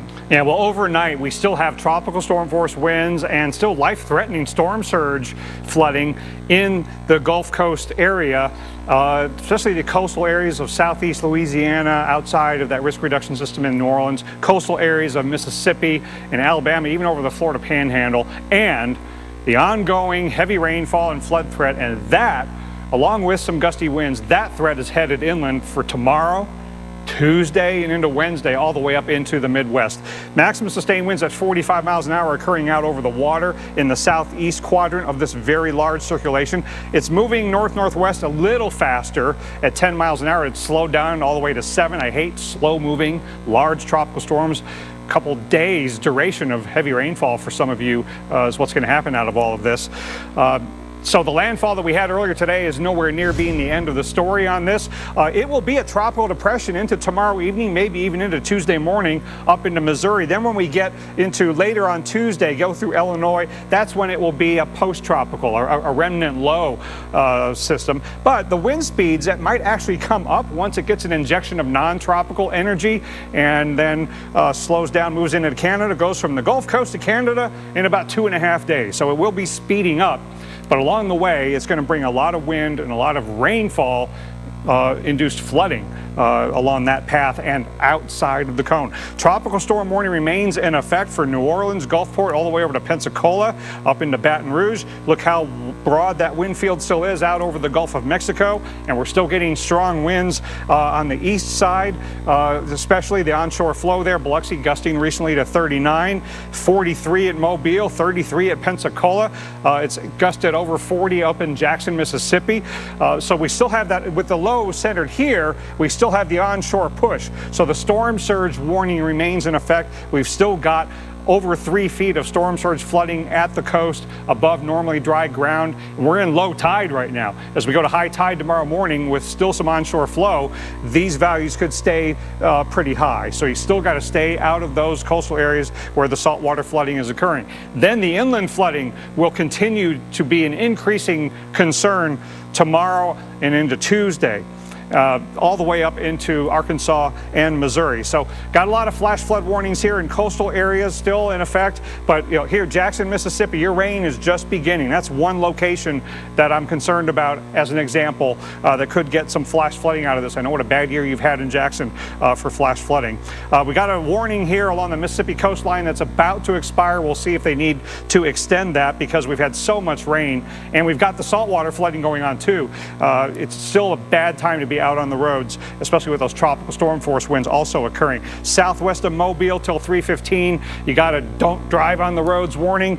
Mobile, Alabama also. You got 1 to 2 inch per hour rain rates still occurring here in southern portions of Alabama. So as these bands continue to swing back in, we're going to continue to have flash flood problems in Mobile. That warning's till midnight. Wouldn't be surprised if that gets extended. Pensacola, you're warning until 1:30 in the morning. And then Chris Bruin, my goodness, we've had all kinds of flooding 400 miles east of the center in the Florida Panhandle. Dr. Knapp, appreciate that update. All kinds of issues ongoing tonight. How about the scene earlier today? This in New Orleans. When Cristobal was making landfall here, windy conditions, some waves on Lake Pontchartrain, some of those waves being pushed in, right? Thousands without power, just under 20,000 now across 3 states are without power. A lot of flood-prone areas took on some water, but a very angry Lake Pontchartrain, that's for sure. And then we take you to Hancock County, Mississippi. This showing you the conditions along the coastline there. Crews having to actually pull people from their homes as the storm surge rose. They had the high-profile vehicles out there. The firefighters had the big truck out there. Dozens of people pulled to safety. But boy, this is why, you know, in some of these areas, there were evacuations that were ordered because you just don't want to get stuck with the water rising around you. Also, some serious flooding along US 90 in Biloxi as Cristobal surge then moved into this area. It all came in conjunction with the heavy rain band, so they got both in essence. But still, surprisingly, quite a few cars were out there trying to navigate through it all, and we just definitely urge you not to do that, especially tonight. Now that it's dark, it's really difficult to see how deep the water is or if the road even still exists. And now we know we had heavy rain, we had wind, flooding, inundating Biloxi for several hours. And meteorologist Felicia Combs brings us the latest. A meteorologist, Felicia Combs, coming to you from Biloxi, Mississippi. Biloxi, one of the few places along the Gulf Coast that was included in both a storm surge warning, a tropical storm warning, and flash flood warnings. It's all about the water, but then also the gusty winds. The flooding has already been a problem here in Biloxi. In fact, it started earlier this morning and has kind of continued throughout the day. We saw flooding along Highway 90. It was so bad that cars got trapped. We had to have cars rescued. And then also portions of Highway 90 ended up being closed for a good portion of the day because there was so much flooding, whether it be from that fresh water flooding or the rainfall flooding or the storm surge inundation. So Biloxi getting hit really hard. And here's the problem for Biloxi. It's not over. Now, we'll get some breaks in the rain bands here or there, but we still have more rain to come. We still have those tropical storm force wind gusts that are going to be continuing. And an even bigger issue is going to be as we head into around lunchtime on Monday, and we start to see that possibility for high tide interacting with the storm surge as these winds are still going to be coming persistently onshore as we have high tide tomorrow. So still quite a bit of time that we have to stay concerned with this system here in Biloxi. That's our Felicia Combs in Biloxi tonight. Felicia, thank you. We know as this thing treks its way farther inland here, the Mid-South into the Midwest, the upper Midwest, will all be affected by it. Let's start first with tomorrow's forecast in a place like Little Rock. Showers and thunderstorms will be pretty prevalent here, and tomorrow's the day really to watch for the flooding, especially around central Arkansas and into eastern Iowa. But then look at Tuesday. Sun and clouds gets up to 93 degrees. It'll be a sweltering day too, especially after some heavy rain the day before. Then you get up into the mid-90s with high humidity. It's going to be unbearable on Tuesday. These are the areas where the flash flood watches are in effect. They stretch all the way up into northern Missouri, which is really nuts, right? I wouldn't be surprised, though, if those don't get extended up through the Corn Belt, up into Iowa, and maybe even farther north than that. All right, so what's the setup here? How's this all going to come together, and what's causing it? All right, so here's where Cristobal is. The mid and upper air weather patterns here are really going to steer where this goes and allow it still to pull in a ton of moisture here off the Gulf of Mexico, likely to team up with a cold front that moves east. That'll start to steer it a little bit more off to the east as well, but also may actually increase the winds somewhat here as we work our way through the Midwest. Now, there's going to be a corridor of damaging winds. It's probably going to actually re-intensify somewhere in this area here with the winds. It's not going to re-intensify tropically, if you will. It's going to kind of get some synergy with another surface feature there and may actually make it stronger. Corridor of rain, though, that could be 3 to 5 inches in pockets and maybe even in localized areas as much as 8. So the flooding areas for tomorrow, especially in yellow, that does include Jackson up toward Little Rock and then to the Ozarks as well. Let's go into Wednesday now. This area in the dark green could extend from, near St. Louis all the way up to Green Bay and beyond. It's just remarkable to see that, a place like Marquette could feel the effects. By the way, look at the stats, the reliable stats on record. We've never had, since we've been keeping records, the remnants of a tropical system go through the Upper Peninsula of Michigan before. So this could be a first. We'll see how it pans out, but as of now, looks to happen. Tomorrow, there's the heavy rain still across the Gulf Coast and slowly working its way through the Mid-South. Memphis will be a place that gets hit tomorrow late day and then extending up into St. Louis, going now up into the breadbasket here. Duluth, a Rhinelander, Green Bay, and Milwaukee, and Chicago could all get some showers and thunderstorms out of this. And if you look at the rain to come from the European model, some of it's pretty heavy.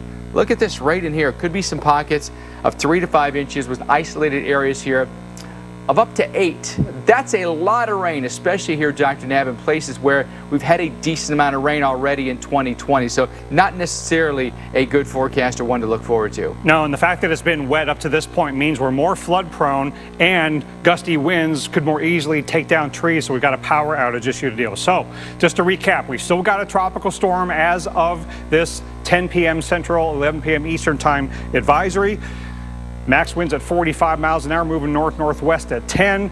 We've got a large system front to back. It's going to be more than a day for many of you, and it's just beginning in places like Jackson, Mississippi. It hasn't even begun in places like Little Rock, but it will tomorrow, and the center might go right over you. But before then and after then, gusty winds, heavy rains, non-tropical system, as Mike was showing, headed up over Wisconsin and into Canada. Now, watch the wind forecast as we go through tomorrow.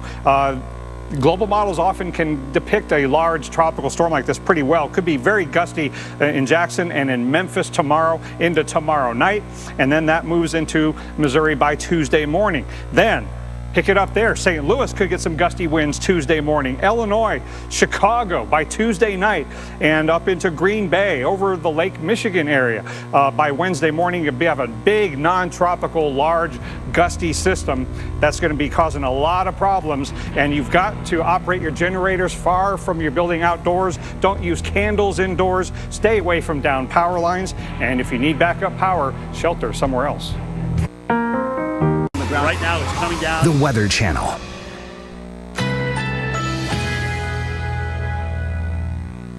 Currently in our area, 80 degrees under fair skies.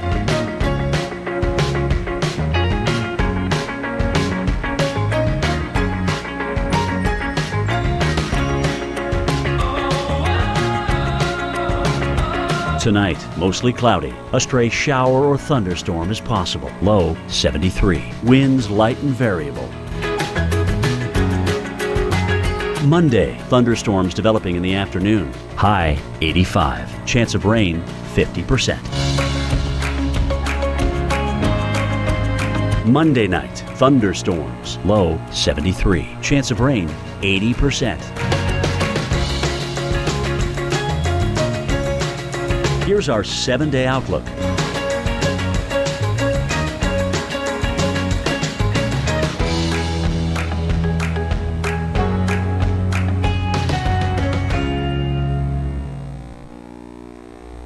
All right, welcome back as we track Tropical Storm Cristobal. Winds right now at 45 miles an hour, and that's a live look at Waveland, Mississippi, where the gusts are still up to 36. A little bit of water splashing over the break wall there. You can see it, and then a little bit of water comes onto the roadway. Portions of Highway 90, by the way, have had some water on them today, and at times impassable. There'll be some low-lying areas that fill up with water today.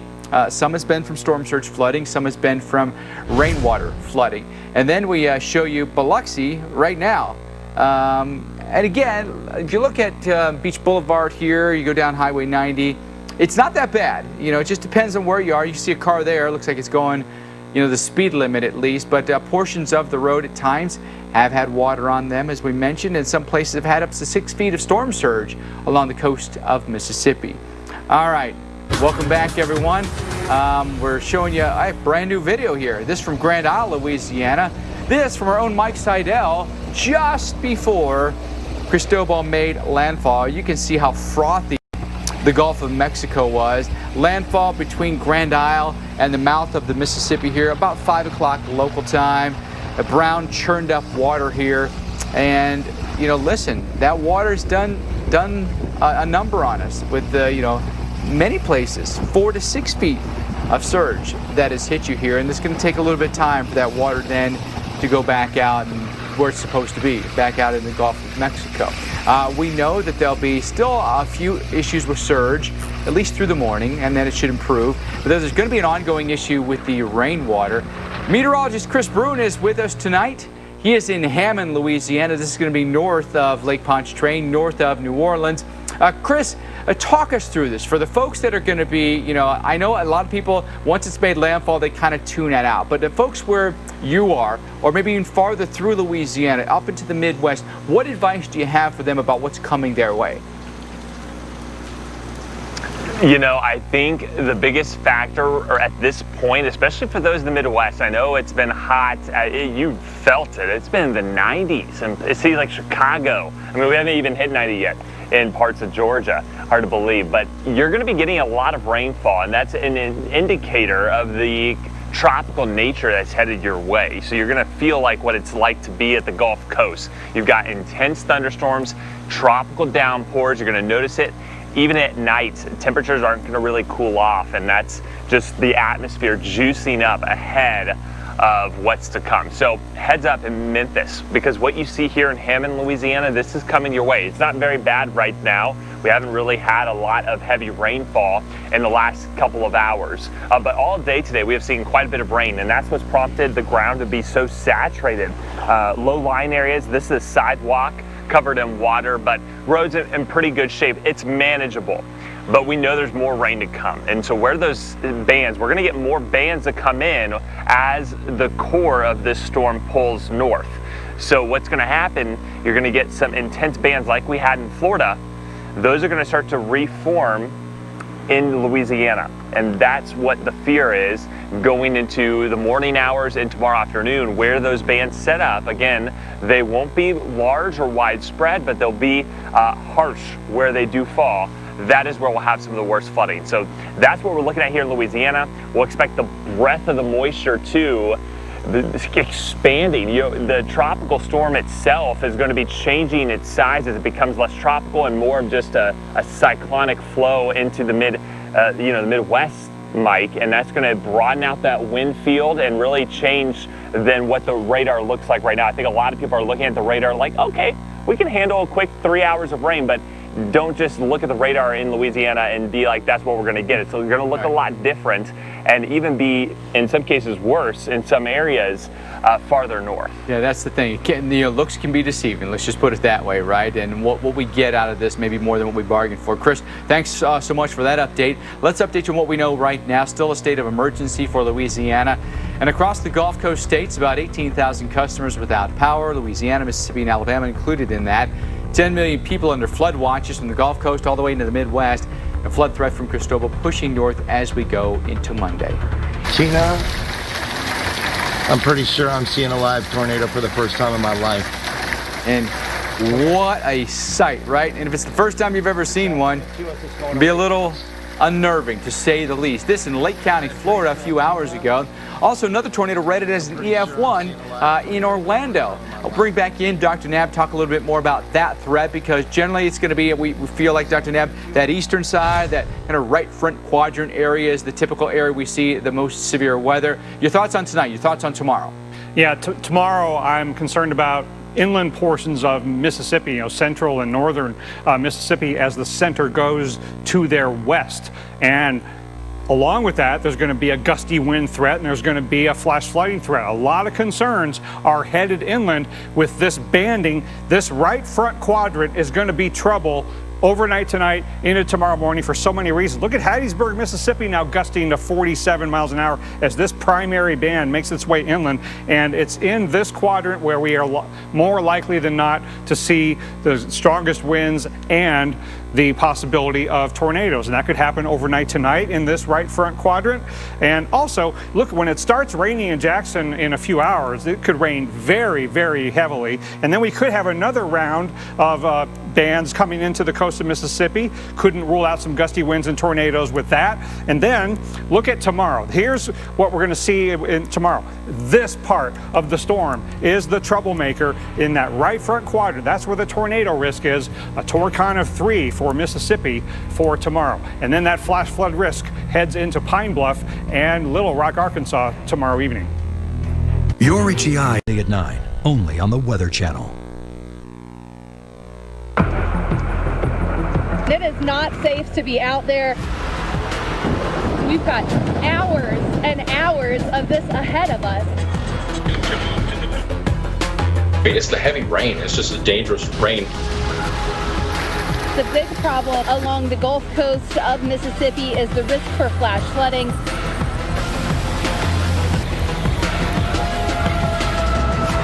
Very gusty tropical storm force winds.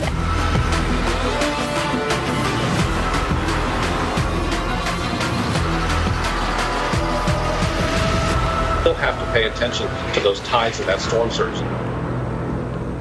And welcome back into the Weather Channel's continuing live coverage here of Tropical Storm Cristobal. The core of the tropical storm not far away from here in Hammond, Louisiana. Made landfall near Grand Isle earlier this evening around 5 p.m.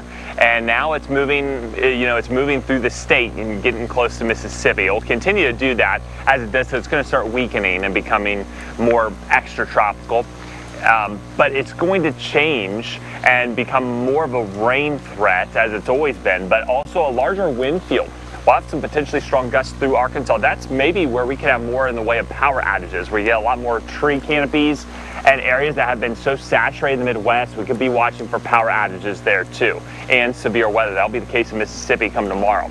Rain's starting to pick up a little bit here on the north side of Lake Pontchartrain. We're about 15 miles from the lake shore, so you got Hammond, and you go down Interstate 12 off to my east, and you go over to Mandeville and Madisonville, and you get over towards Slidell, and then on the south shore of Lake Pontchartrain, that's where you have New Orleans. So that's kind of give you a perspective of where we are. You know, you don't have to go much farther off to the west, and you kind of get out of the precip altogether. Why is that?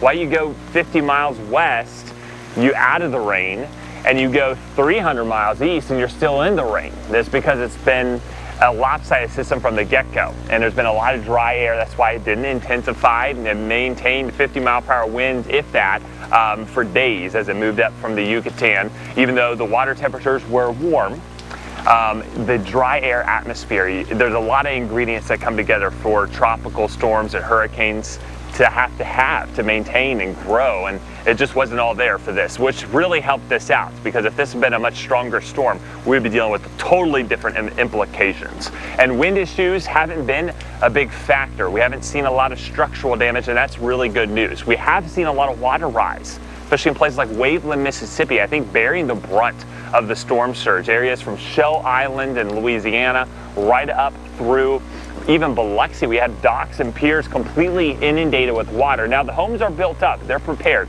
That area is home to hurricane country. Of course, Hurricane Katrina 15 years ago, and new building codes really helping out in storms like this. But you know, you think of a tropical storm, but the location of where it comes in and where that onshore pushes has to be just right. And if we get that, like we had, those waves, more importantly, that surge can really build up in cities like Waveland and on the vulnerable coastline through Mississippi and Louisiana.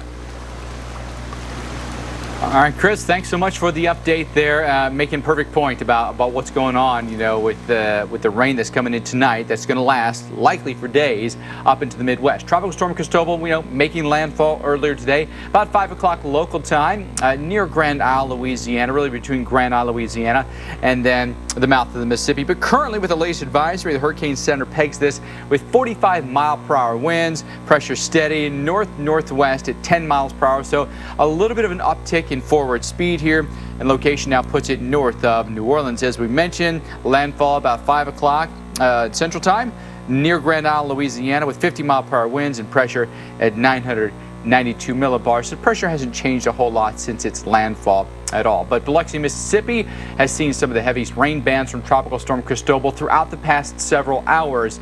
And tonight, meteorologist Felicia Combs brings us the very latest from there. I'm meteorologist Felicia Combs here in Biloxi, Mississippi. If you know anything about Biloxi, you know a couple things about it. The food is great. It's a water city, and it is known for the casinos that it has here, sometimes called the playground of the South. Well, I would say people in the casinos today or this weekend probably got a little bit more than they gambled for out of Cristobal for today. In fact, some of those casinos have people kind of stuck in them for hours as Highway 90 was shut down. Now, you'll notice we've got the light shining from the Golden Nugget. Now they're open. Highway 90 has since been reopened, but we're far from done here with this system. In fact, we're still under a storm surge warning as we head into Monday, because as we know with storm surge, it doesn't always come right along with the storm. Sometimes it's that piling of the water up against the coast that creates that storm surge in Biloxi, one of those places that is just ripe for that risk of storm surge. So for Biloxi, not only do we have the freshwater flooding from the over a half foot of rain that we've already seen this Sunday, but we've also got that possibility for storm surge that we've already seen in some places. So really a double whammy here along the northern Gulf Coast for places like Gulfport and Biloxi, and that's going to continue as we head into Monday. Both of those places just shy of 7 inches of rain for the day. Live look at Waveland, Mississippi, where the waves are still crashing up over the wall there, splashing onto the roadway. We're back with our hurricane expert, Dr. Rick Knapp, to detail Cristobal after this. Thanks for sharing your DIY haircuts. Thanks for sharing your savage moves. On the ground right now, it's coming down. The Weather Channel. And welcome back into the Weather Channel's continuing live coverage here. Tropical Storm Cristobal. Rain picking back up again. We're live in Hammond, Louisiana. It's about an hour northwest of New Orleans. And this is a spot where the core of the storm is moving over or just nearby. We are noticing an increase in precip. You can look at the radar with us here. We can show you what it looks like on the ground compared to what you're seeing on your phone or on the computer, on the TV. You can see all that wraparound moisture. Some of the heaviest rain now setting up in parts of Louisiana, Mississippi, kind of near the state line, a little bit north of here, and also the bands that have continued along parts of the Mississippi and Alabama Gulf Coast, even stretching back towards Florida. Things are improving back to the peninsula, so Florida, better conditions, especially for those beachgoers along the Emerald Coast. Much better conditions, especially as we go through early next week. Rip currents are still going to be a factor. However, here in Louisiana, Mississippi, we still have another 12 to 24 more hours before we start to see the rain really subside. And why is that? Because here we go. The core of the storm is going to be lifting north. It'll be moving into Mississippi and eventually Arkansas. As it does so, it's going to pull in more moisture off the Gulf. And the southern part of the storm, it's pretty dry right now, but that will start to fill in with moisture. And we'll see some more bands kind of feed back into New Orleans, perhaps, or Baton Rouge, and across Acadiana and into Lake Pontchartrain, southern Mississippi. Those are going to be signs to watch overnight, and those are still going to have gusty winds. The wind field is still very strong out over the northern Gulf, and all that's got to move ashore as it all lifts north. So we still have to get through tonight, which is some of the worst of the winds and heaviest of rain, and then throughout the day tomorrow before things really start to wind down. And so that's as far as the forecast goes here in Hammond. That's what we're expecting. We've already seen totals. Gulfport, by the way, over a half foot of rainfall. And we've got more to come. So flash flooding, I think now is really going to take center stage and going to be the biggest issue, especially inland in places that have seen so much rain up the Mississippi River this season. Mike? Way more than they bargained for, unfortunately. And listen, we're just getting the season started, aren't we? Just getting the tropical season, hurricane season going. Let's get you up to date on what we know right now. There's still an emergency in effect, state of emergency in Louisiana. And across the Gulf, we've got about 18,000 customers without power, and 10 million people right now are under flood watches, and that flood threat is likely to push Monday and Tuesday right into the Midwest. So a lot more states will be affected. How about a look at the flooding in Waveland, Mississippi from Cristobal's storm surge? I want to take you there. Some amazing drone video here. This is how you get this kind of perspective. This is shot by storm tracker Brett Adair, and you can see how high that water is just underneath the stop sign there. Let's bring back in our hurricane expert, Dr. Rick Knapp, to kind of break this down. Not unexpected, Dr. Knapp, and maybe even in some regards kind of orderly when it comes to storm surge. Yeah, by comparison to a large hurricane, a major hurricane, yes.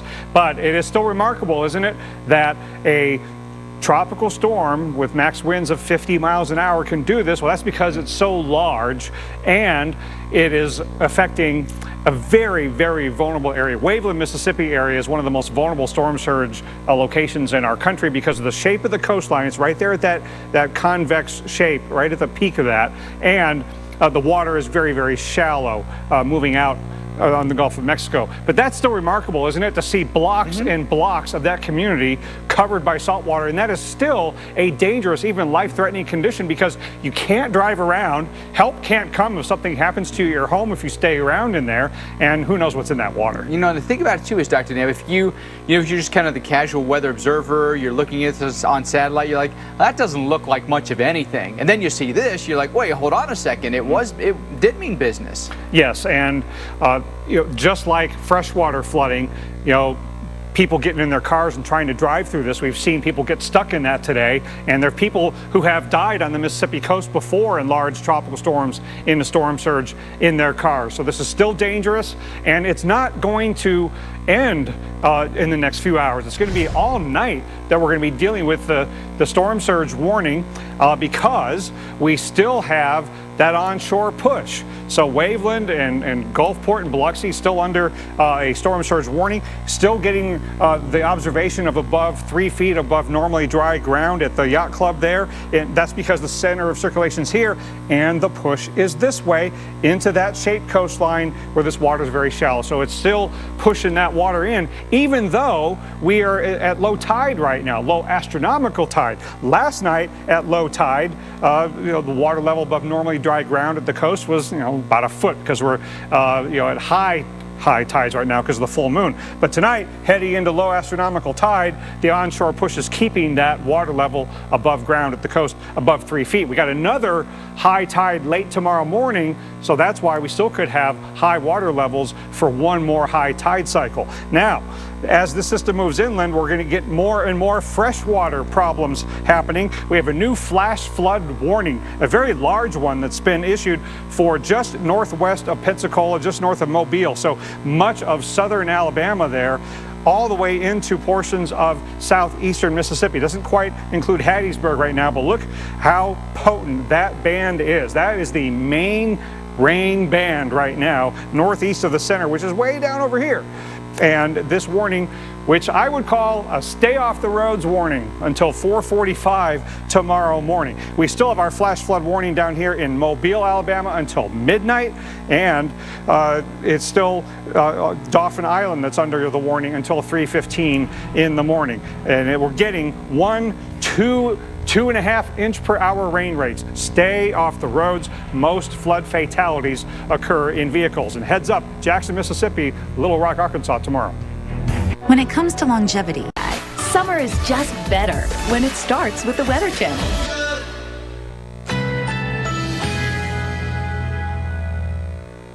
Currently in our area, 79 degrees under clear skies.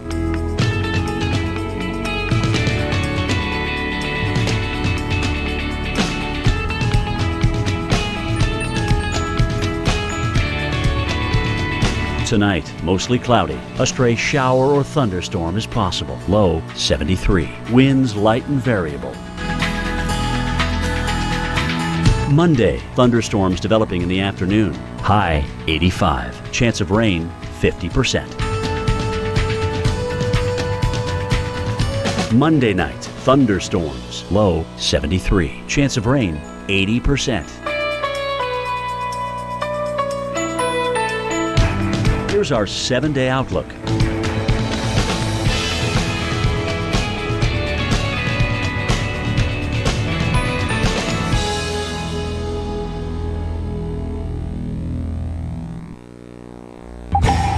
Thanks for staying with us as we track Tropical Storm Cristobal for you tonight. That's Gulfport, Mississippi, where we've had some very breezy conditions throughout the day and this evening, and at times some periods of some really heavy rain in some of these bands.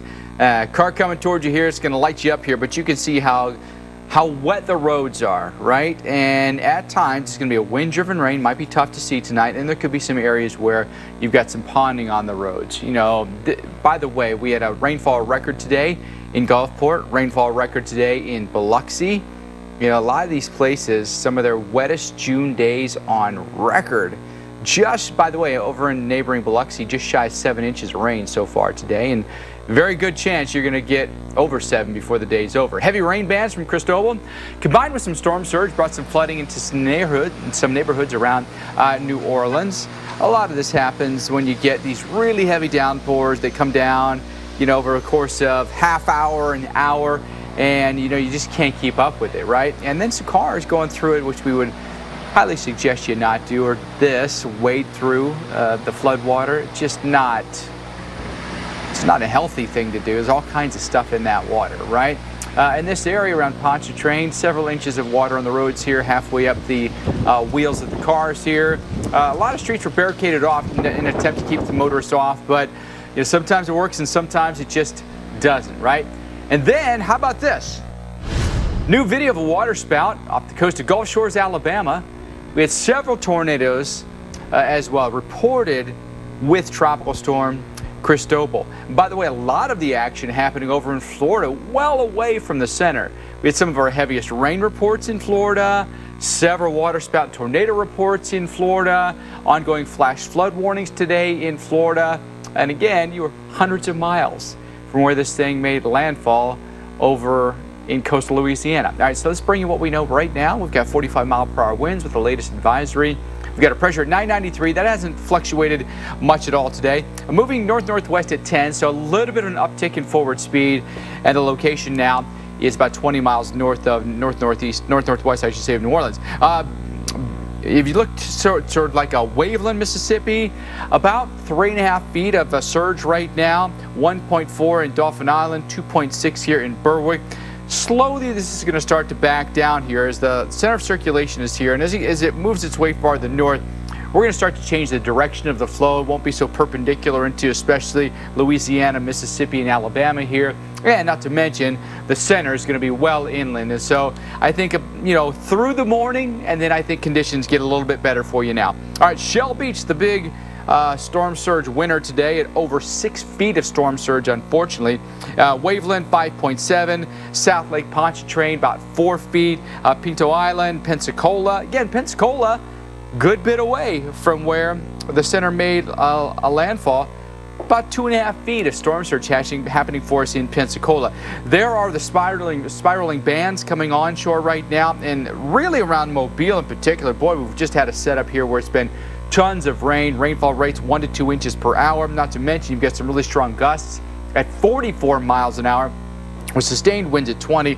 Gusty up here in Jackson, winds are gusting to 43, still gusting to 34 in New Orleans, and gusting to 40 in Grand Island. Baton Rouge, a 27 gusting to 45. So still very breezy for us this evening, and with the onshore flow here, you're going to get still some surge. I don't think it's going to be nearly as strong as what you had earlier, but look at this. At least Biloxi, Gulfport, Pascagoula, the rain's backed off a little bit for now. Bad news for you, though, from Gulf Shores to Mobile and spiraling back toward Jackson. Our flash flood warning's gone now across Florida, but in particular Lake City and along I-10, we had real issues today with some pretty significant rain. These are the areas we're still watching for some flooding, flash flood warnings, and flood watches. Flash flood watches and flood watches. In fact, here from the coast that extend all the way up Dr. Nab to northern Missouri, and I wouldn't be surprised if those get extended even farther inland, because we know a ton of moisture will stream all the way up into Michigan and likely go even into Canada. Yeah, and we've got new flash flood warnings, and we've still got flood warnings in places where the rain has ended in the Florida area where they've had over a foot of rain. So let's detail all this. And look at Hattiesburg gusting to 47. This is the primary band right now that goes through Pensacola, Mobile, and up through Hattiesburg. That is the center of action right now in terms of the wind and the rain. So this flash flood warning occupies pretty much that entire band from the Pensacola Mobile area almost to Hattiesburg. That flash flood warning, another word for that is stay off the road warning. till 4:45 local time, it is really coming down and training over the same locations. We're getting, as Mike was alluding to, inch and a half, occasionally 2 inch per hour rain rates along this corridor. And Mobile itself is still under a warning until midnight local time. And then southwest of there down to Dauphin Island, your warning goes till 3:15 in the morning. And don't think just because it stops raining that the problem is over. It takes a while for those waters to drain. Pensacola over to Gulf Shores, your warning goes till 1:30 in the morning. And then over here east of Tallahassee, you still have flood warnings for Madison along I-10 over to Live Oak, almost to Lake City because of all the rain that we had. These flood warnings are in effect all night long, had over a foot of rain. That's where the heaviest rains have occurred. This whole system is moving inland, so Little Rock and St. Louis among the places that are at risk for flash flooding over the next couple of days. All right, I brought in beer in its organic form. Still dealing with quite a bit of wind and rain here across coastal Louisiana, Mississippi, and Alabama. Flooding really now becoming the bigger issue. Surges are going to be going down, but incredible videos out of the coast. We'll show you that coming up, and who's going to see some of the worst rainfall to come in some areas that hasn't even begun just yet. I'm meteorologist Felicia Combs here in Biloxi, Mississippi, where we have just taken a battering all day today, and it's not going to stop until at least through tomorrow. We've got more rain, we've got storm surge possible, and the gusty winds continuing. And Felicia, as the storm pushed ashore, so did the salt water in Waveland, Mississippi, just northeast of New Orleans, several feet high above normally dry ground. In fact, the storm surge covering the roads there, and one of our storm trackers shot this as Tropical Storm Cristobal made landfall late this afternoon.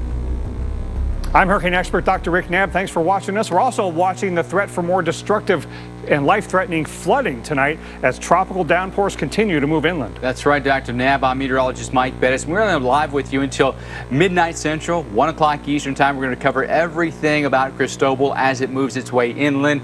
Made landfall earlier this evening in southwest Louisiana, bringing with it flooding rain, gusts over 50 miles an hour, storm surge, even some damaging tornadoes, and the threats are far from over, Dr. Knabb. The latest advisory has it at 45-mile-per-hour winds, but winds have never really been the big issue. In general, no. I mean, they've been causing some power outages, and and the winds are causing the water to get pushed toward the shore. So, the wind is an issue, but it's just not the biggest direct hazard.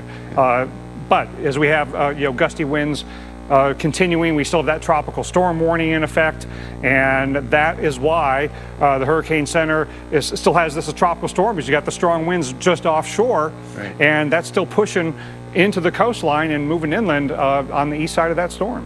The thing about it too is that the bigger threat now, probably for the remainder of this event, becomes more flooding rain than anything else. Yes, I think that's the hazard that is going to affect the most people and puts the most people at risk, especially if they get on the roads. We've seen some folks getting in trouble in their cars along the Gulf Coast, and they've had to have people go in and get them. Mm-hmm. Yeah, I mean, it's going to be an issue. There is no question about that. We know that throughout the day, flooding has been a very big problem along the Gulf Coast as Cristobal came ashore here. Meteorologist Chris Bruin has more for us from Hammond tonight. He's got the very latest. Chris. It's been a rainy day here, but so far the winds haven't been too bad in Hammond, Louisiana. We've had the occasional gust over 25, 30 miles per hour, but this storm certainly is not going to be remembered for its wind. It will, however, be remembered for the surge and the flooding. We've seen that from coastal Louisiana through Mississippi, Alabama, and even Florida, and all the severe weather we had over the last couple of days. We have seen quite a bit of rainfall north of New Orleans here along Interstate 12 and Interstate 10, and we've got a lot more rain to come. Some areas could certainly see over a half foot of rain or more, and that threat will extend all the way into parts of the Mississippi River Valley and Midwest. I mean, take a look at the flooding we've already seen around New Orleans today. This was just from the heavy tropical rain bands that flooded some of the streets in and around the causeway and Lakeshore Drive. We had a little bit of overwash of Lake Pontchartrain. And while the surge will become less of an impact, especially heading into the beginning of the week, we will watch for that inland flood threat to only be ramping up. And winds are still going to be a problem, so there could be that risk for power outages. power outages can be surprisingly dangerous. So we've got to make sure we don't run those generators indoors, got to keep them away from the home, don't light the candles, that's a fire risk. So winds that could take the power out, knock down some trees is one of the issues. But water, I think, is the biggest problem of this large, slow-moving tropical storm. The latest advisory from the Hurricane Center came in about an hour ago. It's moving north-northwest at 10, max winds at 45. Those are over water. Those are sustained winds, but we've got strong gusts on land. So a large, slow-moving tropical storm is going to take a long time to spin down, and in fact, it might even spin back up a bit as a non-tropical system as it gets over the Midwest and heads into Canada in 2.5 days. Warnings are still up. The storm surge warning is still in effect, still have the onshore push here into the coastal areas of southeast Louisiana, outside the risk reduction system, coastal areas of Mississippi, where we still have storm surge flooding above 3 feet above normally dry ground. Tropical storm warning still in effect. The winds are relatively weak near the center of circulation, but the onshore winds are pretty darn strong, and especially in those bands, you get some really strong gusts. And then all this is moving inland, so we got flash flood watches that remain in effect all the way up into Arkansas and Missouri. Now, look at the winds in New Orleans now coming out of the west-southwest, gusting to 36. You had been calm a little while ago when the center went essentially over you. And then with all of that rain moving inland, we're going to have the possibility of some potentially life-threatening flooding if folks get into trouble. So inland flooding is one of the hazards we've got to be very, very careful of. Don't drive your car onto any water-covered road. Don't drive around barricades. And don't let the kids play in the water. We've seen saltwater flooding and we've seen freshwater flooding. Guys, if we can take that graphic full, I want to be able to show everybody the last couple of points here. Because we have significant inland flooding that is at least a possibility, we want to make sure that people know that if water were to come onto normally dry ground and maybe threaten structures, then you don't want to be getting into your car to flee those floods. Right? You want to go to the highest level in your home and call 911. Now, we've got a flash flood warning here in southeastern Mississippi, in southwestern Alabama. That is in effect for several more hours. And look at all of these nasty bands. This is the primary band right here going through Pensacola, Mobile area and aimed toward Hattiesburg. But we still have some far-flung bands way out over to the east and affecting the Florida Panhandle. Still got the flash flood warning for Pensacola and Gulf Shores. But then look at what's coming on shore here, south of Panama City, south of Destin Fort Walton. There's some spins in the velocity signatures here in the radar. There's one there, and there's one there. Okay, there's marine warnings out for those. I hope people aren't out on boats in these kinds of tropical storm conditions with water spouts, with the waves and all of that. But just heads up here on the Florida Panhandle coast, just in case a warning might be issued for land areas. But Mobile is under a flash flood warning as well. You've got plenty of heavy rain coming down, an inch or more per hour. So Mobile, you're still under a flash flood warning. This is a live look at Mobile, Alabama. And look at some of that horizontal moving rain, streaking across the roads there. I'm happy to see not any cars out on the road. Well, okay, here comes a couple, make me a liar. But slow down, okay? It is slick, it is driving rainstorm, and there's a flash flood warning out that you don't know when you make a turn and there could be a water-covered road and you don't know how high that water is above ground. So really, really good night not to be out on the roads. That warning in Mobile goes until midnight local time, and then southwest of there, all the way down to Dauphin Island, you've got a flash flood warning until 3:15 local time. And again, that Pensacola Gulf Shores warning goes until 1:30 in the morning local time. And here's an example of how even after the rain, at least the heavy rain, stops, you don't get rid of the flood problems. We have a flood warning in effect along I-10 and north and south of there between Tallahassee and Lake City, Florida, Madison, Florida, for example. That warning goes till 6:30 in the morning, and Live Oak, getting closer to Lake City, your warning goes till 8:15 in the morning. Why? Because this is the area that has had the heaviest rain, over a foot of rain. In fact, one location out in this area has measured over 13 inches of rain, 400 miles east of the center of circulation. Again, Mike, an example of how the center of circulation, not always the center of action. But this cone graphic does show you that the whole system is going to be moving inland, bringing wind and flooding rains. And you know, for a lot of folks, they're not even to the first inning yet. It's just pregame for a lot of folks here in the Midwest. Right. Dr. Nev, excellent analysis there. Let's take you to the scene earlier this evening when Cristobal made landfall here. The windy conditions in New Orleans here. The metro area had some flooding. This is off Lake Pontchartrain here. About 18,000 customers in 3 states without power. A lot of the flood-prone areas filled up with water, but those folks, that's the waves on Lake Pontchartrain, not on the Gulf of Mexico. That's Lake Pontchartrain, just to show you what they were doing today, and there's the causeway that goes over it. All right, now how about this from Hancock County, Mississippi? A few of the conditions here, and some people got stuck. And so crews had to go out and get people from their homes as the surge water was rising here. So they got out the big high-profile truck from the fire department. This thing sits probably up 3 or 4 feet. And you can see the water coming up to the bumper there. But there's trucks bringing people to safety because of the high water they encountered. Some flooding on US 90 in Biloxi as Cristobal's storm surge there moved into the region in conjunction also with the very heavy rain bands. And so we saw flooding like this on the roads as well, and never really a good idea to drive your vehicle through those flooded roads. You don't exactly know what's underneath you, and always hard, especially at night, to determine how deep that water is. So we'd urge you to be off the roads this evening. But we know that it's heavy rain, it's been wind, it's been flooding, inundating a city like Biloxi. Meteorologist Felicia Combs is there.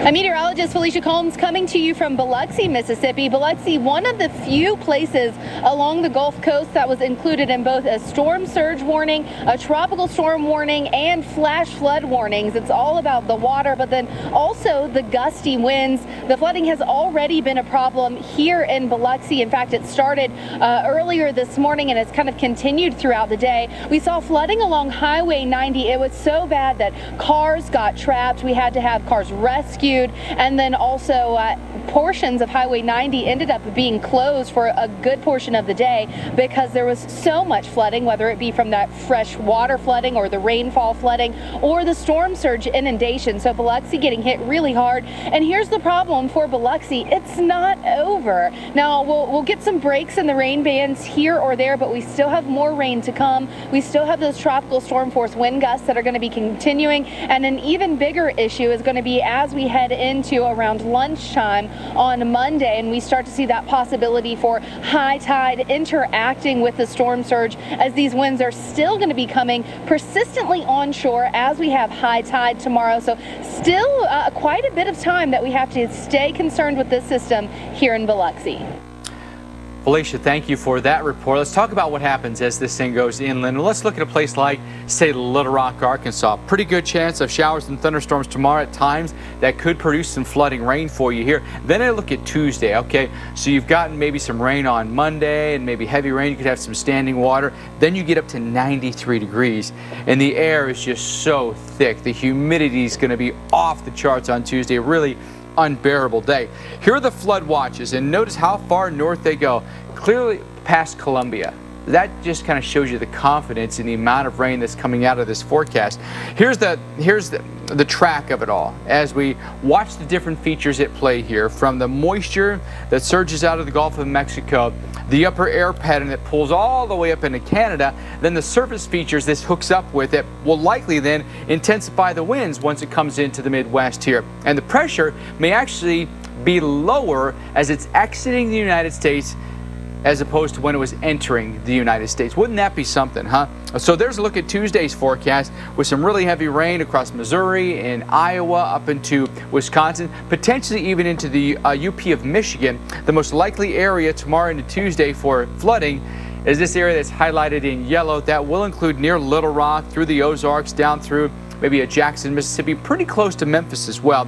And then Tuesday into Wednesday, this area in particular, as we follow the track of Cristobal in that direction, will be the Quad Cities, up near maybe a Madison, and then up toward Marquette, Michigan. So all these areas may feel some effects of, at that point, the remnants of Cristobal. Tomorrow, still plenty of action down along the Gulf Coast, but now starting to edge its way closer to the Mid-South, if you will, then the Midwest going into Monday night. So St. Louis, we now become a target. And then farther north going into Tuesday. Again, remember that front's going to be entering from this direction here, then hooking up with what's going to be probably, the remnant low of Cristobal somewhere in here. So that could make the forecast much more interesting going into Tuesday here, Dr. Knapp. But overall, a storm system that just came ashore today and is far from being over. Yeah, and a large tropical storm is going to sling volumes of moisture into the middle of the country and be drawn farther north by that approaching frontal system. So we've got lots of issues to deal with. Look at the rainfall totals again. I mean, I know we've shown this a few times, but it's worth highlighting again that global models are picking up on a half a foot of rain potentially in a number of spots in places like Missouri and Iowa and Wisconsin. It's not all Cristobal, but it's a lot of Cristobal's energy and moisture that's going to hook up with a non-tropical source of energy, and just so much moisture coming northward, and we know how much rain some of you in the middle of the country have had this year. So this is a potentially life-threatening inland hazard if people end up driving onto water-covered roads. And the GFS, very similar, Arkansas, Missouri, Iowa, up into Wisconsin. Now, wind is going to be a factor here too.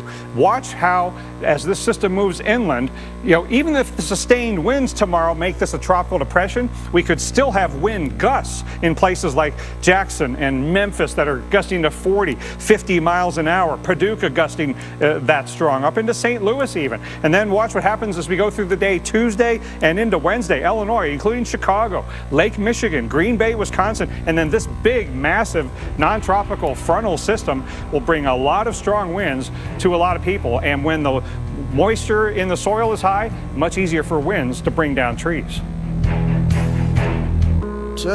Next Sunday night on the Weather Channel. Currently in our area, 77 degrees under fair skies.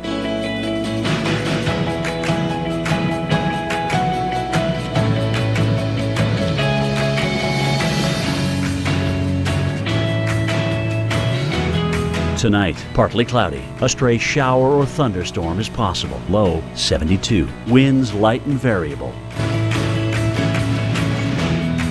Monday, thunderstorms developing in the afternoon. High 85. Chance of rain 40%. Monday night, scattered thunderstorms. Low 73. Chance of rain 60%.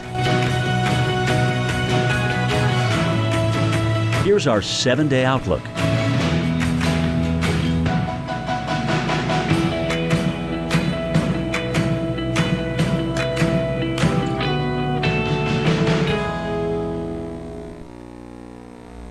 Welcome back to the Weather Channel as we track Tropical Storm Cristobal for you tonight. That's Waveland, Mississippi, a live look. Still a pretty angry Gulf of Mexico out there, and the waves crashing up over the wall there. And we've had water at times over Highway 90 and Beach Boulevard. Gusts right now at 36 in Waveland. Then the scene in Grand Isle, Louisiana, with storm surge pushing in there. This is as it was moving ashore, and you can see the water just inundating a lot of places here, folks. And there'll be, I'm sure, some cleanup to do after the surge that we saw today. Some of the highest surge, just over 6 feet. Our Mike Seidel spent the day there. Here's a look at the conditions earlier as it made landfall.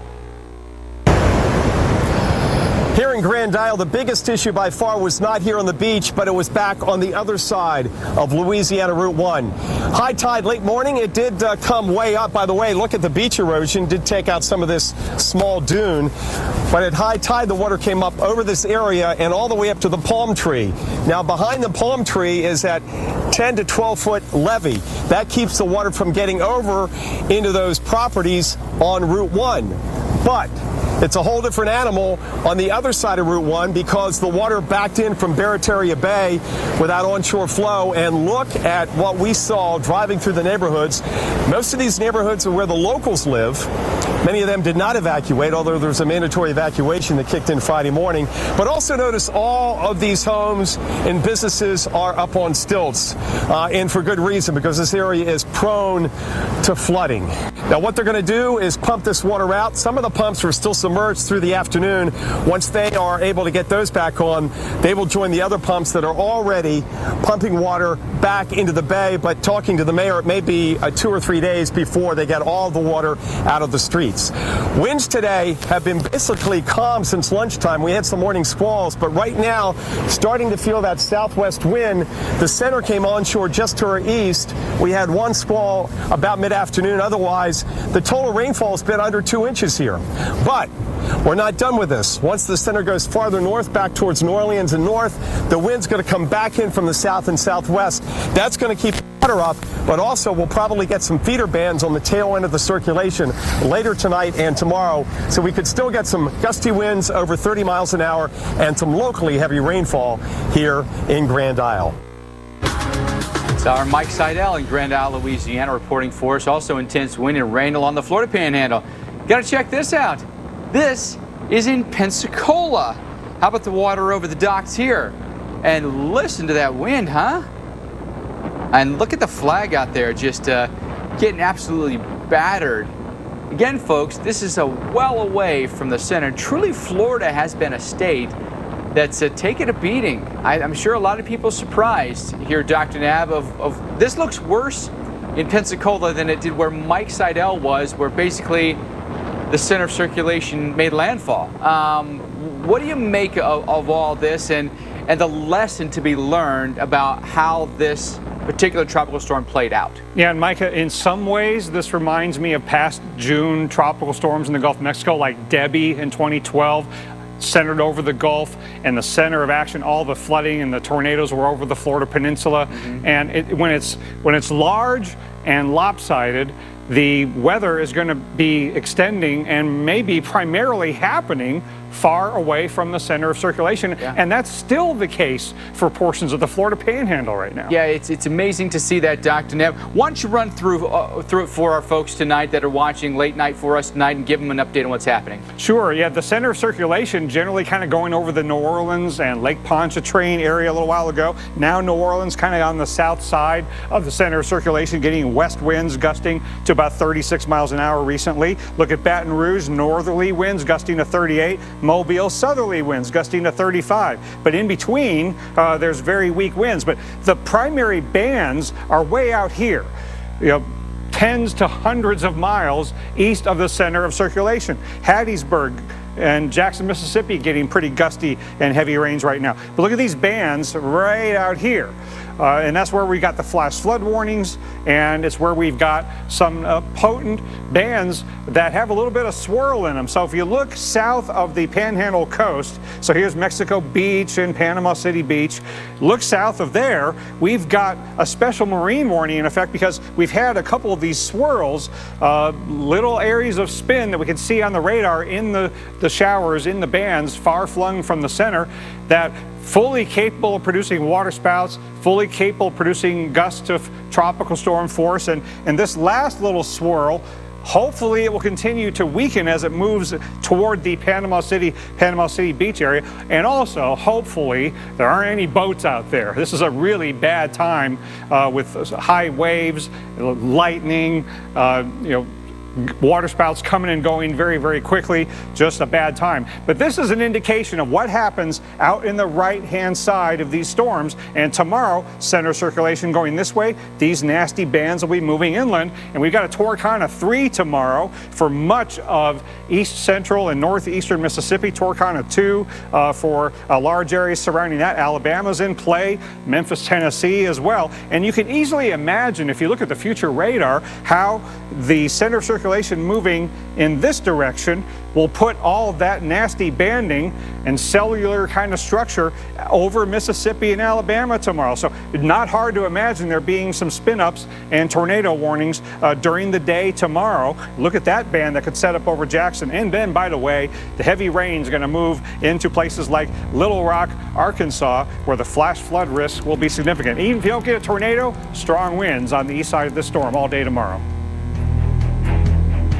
what getting fuel on the Weather Channel.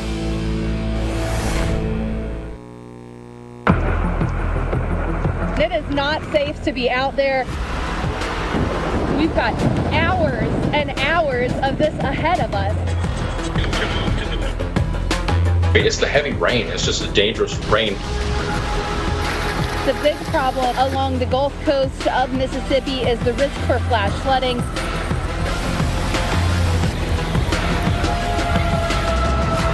Very gusty tropical storm force winds.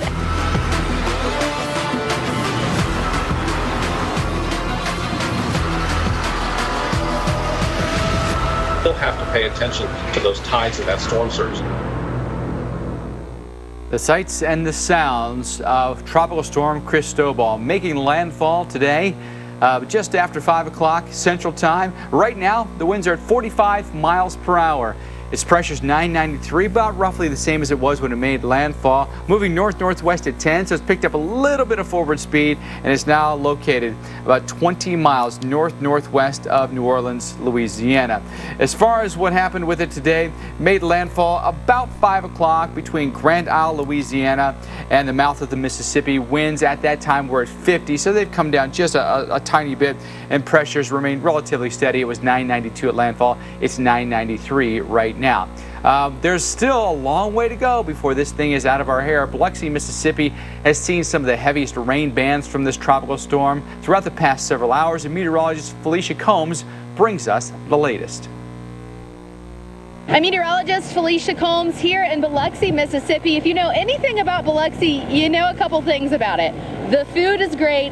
It's a water city, and it is known for the casinos that it has here, sometimes called the playground of the South. Well, I would say people in the casinos today or this weekend probably got a little bit more than they gambled for out of Cristobal for today. In fact, some of those casinos had people kind of stuck in them for hours as Highway 90 was shut down. Now, you'll notice we've got the light shining from the Golden Nugget. Now they're open. Highway 90 has since been reopened, but we're far from done here with this system. In fact, we're still under a storm surge warning as we head into Monday, because as we know with storm surge, it doesn't always come right along with the storm. Sometimes it's that piling of the water up against the coast that creates that storm surge. In Biloxi, one of those places that is just ripe for that risk of storm surge. So for Biloxi, not only do we have the freshwater flooding from the over a half foot of rain that we've already seen this Sunday, but we've also got that possibility for storm surge that we've already seen in some places. So really a double whammy here along the northern Gulf Coast for places like Gulfport and Biloxi, and that's going to continue as we head into Monday. Felicia, thanks so much for that. Let's bring in again our hurricane expert, Dr. Rick Knabb, because when you look at the surprises that could come, and when I say that, Dr. Knabb, there are some places that may not be anticipating what's coming their way.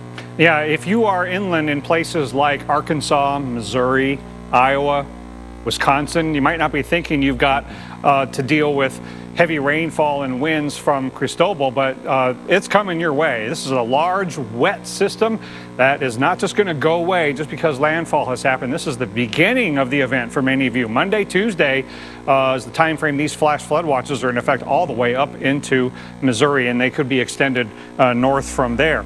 Right now, we've got a primary band in the northeastern quadrant that is going through Pensacola, Mobile, up through Hattiesburg, approaching Jackson, even some of that rotating back around to Baton Rouge, where we've been gusting to 38 miles an hour. So this is where the center of action is right now. We've got a flash flood warning. Stay off the roads in this area till 4:45 tomorrow morning. A local time includes McLean, Mississippi, Citronelle, Alabama, I-65. You're headed down toward Mobile. It is just training along the same corridor, and we're getting 2-inch per hour rain rates coming down in buckets. And it's not just going to rain for an hour. It'll last longer than that. So that's why several inches of rain have been piling up, and this is just going to be adding up as we go northward and northwestward. Look at all these areas who've had more than half a foot of rainfall. It's not just been a saltwater issue. in the coastal areas of Alabama and Mississippi and the Florida Panhandle. Mobile, Alabama, because of all the rain that has fallen so far, is still under a warning till midnight local time. You can't guarantee your rain is over. Dauphin Island under a warning till 3:15 local time. Pensacola over to Gulf Shores, your flash flood warning till 1:30 in the morning local time. And then another example of how even after the rain is ending, you still have problems with flooding. We still have a flood warning here along I-10. Here's Tallahassee. Here's Live Oak. Along I-10, we've had a lot of problems during the day, and we've got a warning that lasts till 6:30 in the morning next door, including Live Oak, including I-75 headed north out of Lake City. A flood warning till 8:15 local time. Now, you don't see a whole lot of rain on the radar. Why do we have flood warnings? We had a foot of rain, and it was over a large area that got more than half a foot. I mean, that's a large volume of water thrown into this area, so there could definitely be water-covered roads. And this just shows you how you don't have to be near the center of circulation to get a lot of heavy rainfall, and this system is capable of dumping tremendous amounts of rain. Jackson, Mississippi, Little Rock, Arkansas, up into Davenport, Iowa, even up to Green Bay. Flash flooding a possibility over the next 2 days. If you have live on the ground right now, it's coming down. The Weather Channel. The core of Tropical Storm Cristobal pretty much overhead here north of New Orleans right now, and winds are pretty light. We are going to see that increase as the core of the storm continues to push farther north, but you can already see how much rain we've seen. Low-lying areas completely saturated. The typical spots that flood, that's what we're seeing here. The biggest issue we've seen with flooding right now has been along the coast, especially Mississippi and Louisiana. Take a look at some of the video here from Grand Isle. You can see the water kind of ponding and flooding roads around town. This is a problem because you use pumps that pump out rainwater, and if the water table is rising, it prevents that from happening. So you have to wait for the water to recede, and then the pumps can pump out any additional rainwater. So you kind of have a double threat here, especially in low-lying, vulnerable areas in the Louisiana and Mississippi Gulf Coast. Several more inches of rain is on the way, though, not only tonight, but throughout much of the day tomorrow, and it's going to be crucial on where you are. The future models are indicating a band kind of pulling back into Louisiana, parts of it, from New Orleans into Lake Pontchartrain, even here in Hammond, and where exactly that sets up is really going to pose some flood concerns on top of all the moisture spreading inland through the Mississippi River Valley and Midwest. All right, Chris Bruin, thank you. Let's update you on what we know at this hour. A state of emergency is still in effect for the state of Louisiana. Across the Gulf Coast states, Louisiana, Mississippi, and Alabama, there are 18,000 customers without power, and roughly 10 million Americans are under flood watches tonight. That flood threat pushes all the way into the Midwest as we go into Monday and then Tuesday. How about some of the flooding that we saw in an incredible vantage point from a drone in Waveland, Mississippi? Look at the water over the roads here, about maybe 3/4 the way up the stop sign there, and look at the scope of it too. Now, all these homes here are way up on stilts, so this was never going to threaten those, but you got to the pier there, you've got water over that, completely impassable roads here. Just incredible. You're not getting around at all, and this is truly why they ask you to evacuate, because maybe you're going to run into a situation where, oh, the water's coming up in your home or something like that. No one can come get you, not in conditions like this. Let's bring in our hurricane expert, Dr. Rick Knabb. Dr. Knabb, when you get this kind of viewpoint, it probably for a lot of people, it might be a little shocking to them that a mid-grade tropical storm did this. Yeah, isn't it amazing how a storm that's large horizontally and moves into a very vulnerable area like Waveland, Mississippi, that sits inside that concave shape of the coastline where southeast Louisiana meets Mississippi, and because the water in the Gulf of Mexico is so shallow for miles and miles leaving the beach.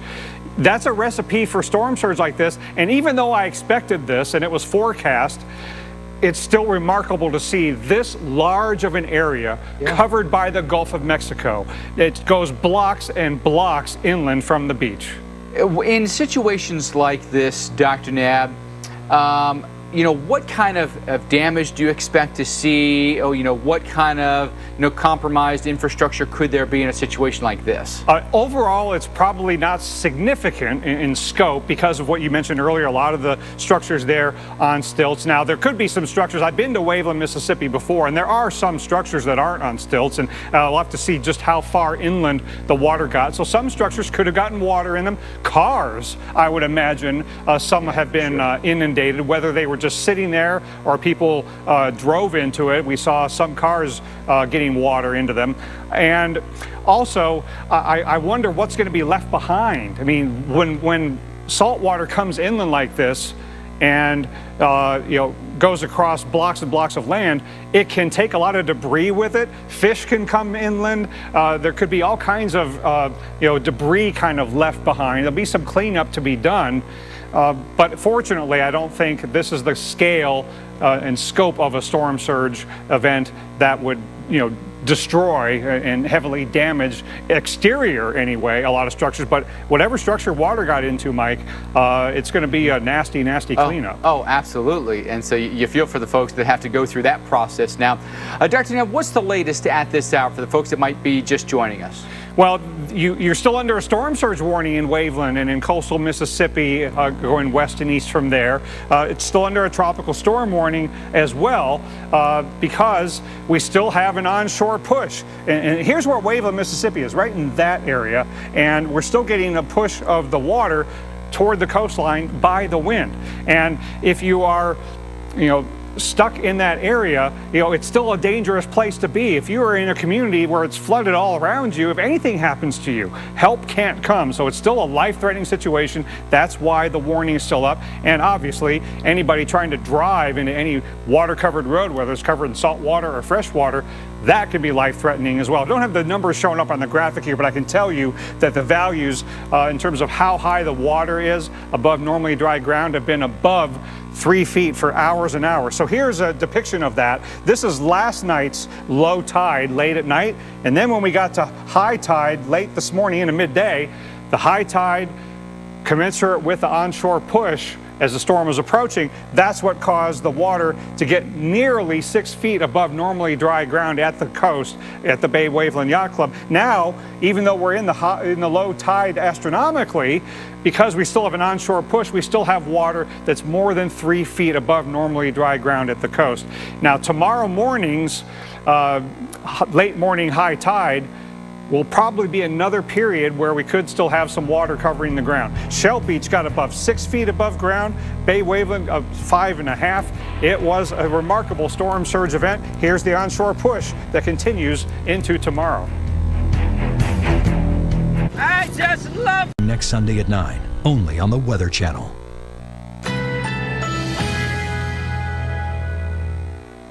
Currently in our area, 77 degrees under clear skies.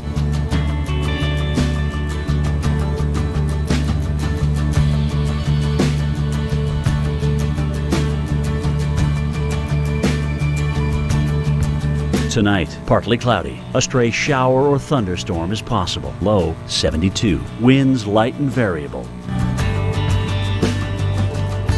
Monday, thunderstorms developing in the afternoon. High 85. Chance of rain 40%. Monday night, scattered thunderstorms. Low 73. Chance of rain 60%. Here's our 7-day outlook.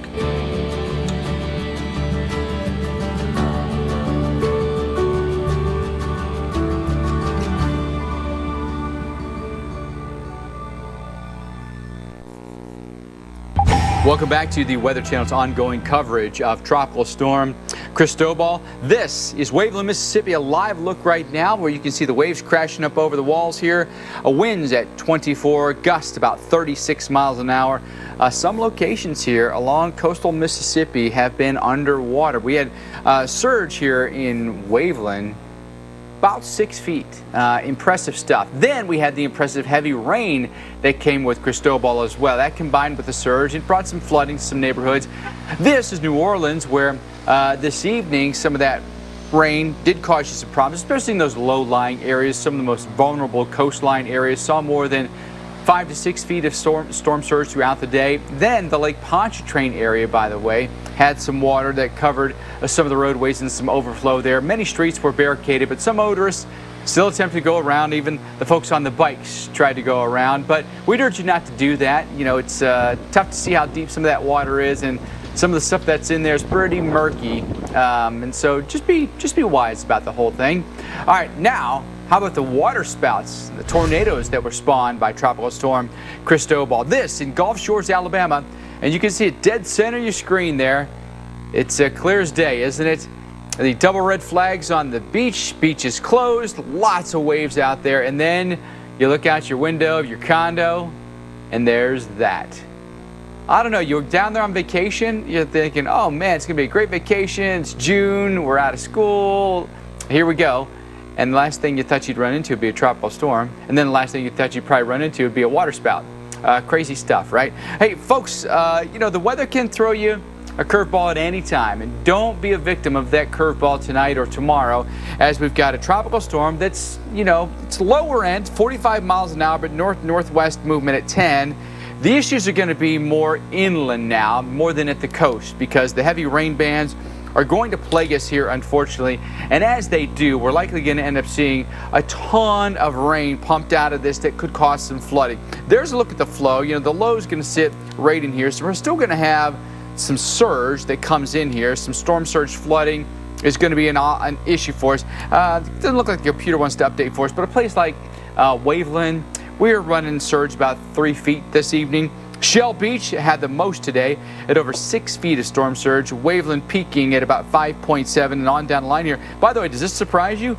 Pensacola, way over in the panhandle of Florida, a long way away from where the center made landfall. More than 2.5 feet of storm surge happening for us then. As Dr. Nab would talk about earlier, listen to the combination of things happening near a high tide, astronomical, a high tide with the moon being, you know, full this week. Look at some of the gusts that we're still dealing with. 35 in Mobile, 30 here at Grand Isle, 36 in New Orleans, nearly 40-mile-per-hour gusts in Baton Rouge. South wind more or less coming in for you here. Now, this is good news. I-10's a little bit drier now than it was earlier today. Biloxi, we've had about 7 inches of rain today. Still, we have ongoing flash flood warnings around Mobile, Citronelle back toward McLean, and then getting some pretty heavy rain Hattiesburg and north of Hattiesburg. Improved conditions for us on I-10 in Florida as well. We really had some issues here, I-10 and I-75 around Lake City, but again, much better weather for us. Now, as far as the flood watches and the flash flood watches go, they are still in place for us across the deep south and the coastline here, but they extend all the way up into Missouri, by the way. So there'll be a lot of areas where we still have to contend with flooding over the course of the next 24 plus hours. And you take a look at where the track of this is going, all the way up into the western Great Lakes. It wouldn't be something too if the remnants get into the upper peninsula of Michigan. Since good record keeping has been taking place with tropical systems, we have yet to have the remnants of a tropical system go through the upper peninsula of Michigan, and only once has something gone through Wisconsin. That was really in southern Wisconsin, maybe even just south of Milwaukee. So this would be pretty rare to have this track go like this, Dr. Neb. Not to mention the winds and the pressure. The winds may actually be pretty strong across the Midwest, and the pressure may actually end up being lower because of some interactions with another system than it was at landfall. Yeah, and it will still be a large system all the way through from the Gulf of Mexico to Canada, bringing a lot of moisture along the way. Let's take a look at what the European model does in terms of the pressure field and the precipitation. And here's what's going to happen as we go into the morning hours here on Monday. Yeah, you're still going to have that onshore push here. That's why the storm surge is going to stay an issue through much of Monday morning into that high tide. Also, I wanted to point out, hadn't mentioned this in a while, as we go through the day on Monday, the weather will start to improve in the Florida Panhandle, but the onshore flow will continue. That perpendicular flow to the coastline still means a high risk of rip current. So if you're going back out to the beach because you see the weather improving, we realize that the ocean is still very angry, and we could still have some trailing rain bands throughout the day Monday. So don't think that your rain is over as you go through the day Monday on the coast of Mississippi and Alabama. Then this big area of low pressure going to bring some gusty winds through Mississippi, right front quadrant, bring the tornado risk there, and then the heavy rains start in Little Rock later in the day on Monday, and it just goes from there. It's a multi-day rain event for a lot of you. A tropical depression still as it leaves Arkansas, and then it will tangle up with a non-tropical low, and look at this big area of low pressure. This is the pressure gradient behind all these low pressure systems that's going to make it a windy period for the Midwest on Wednesday. But I still think the greatest threat to life is the flooding. Don't drive across any water-covered roads the next few days. In this time of social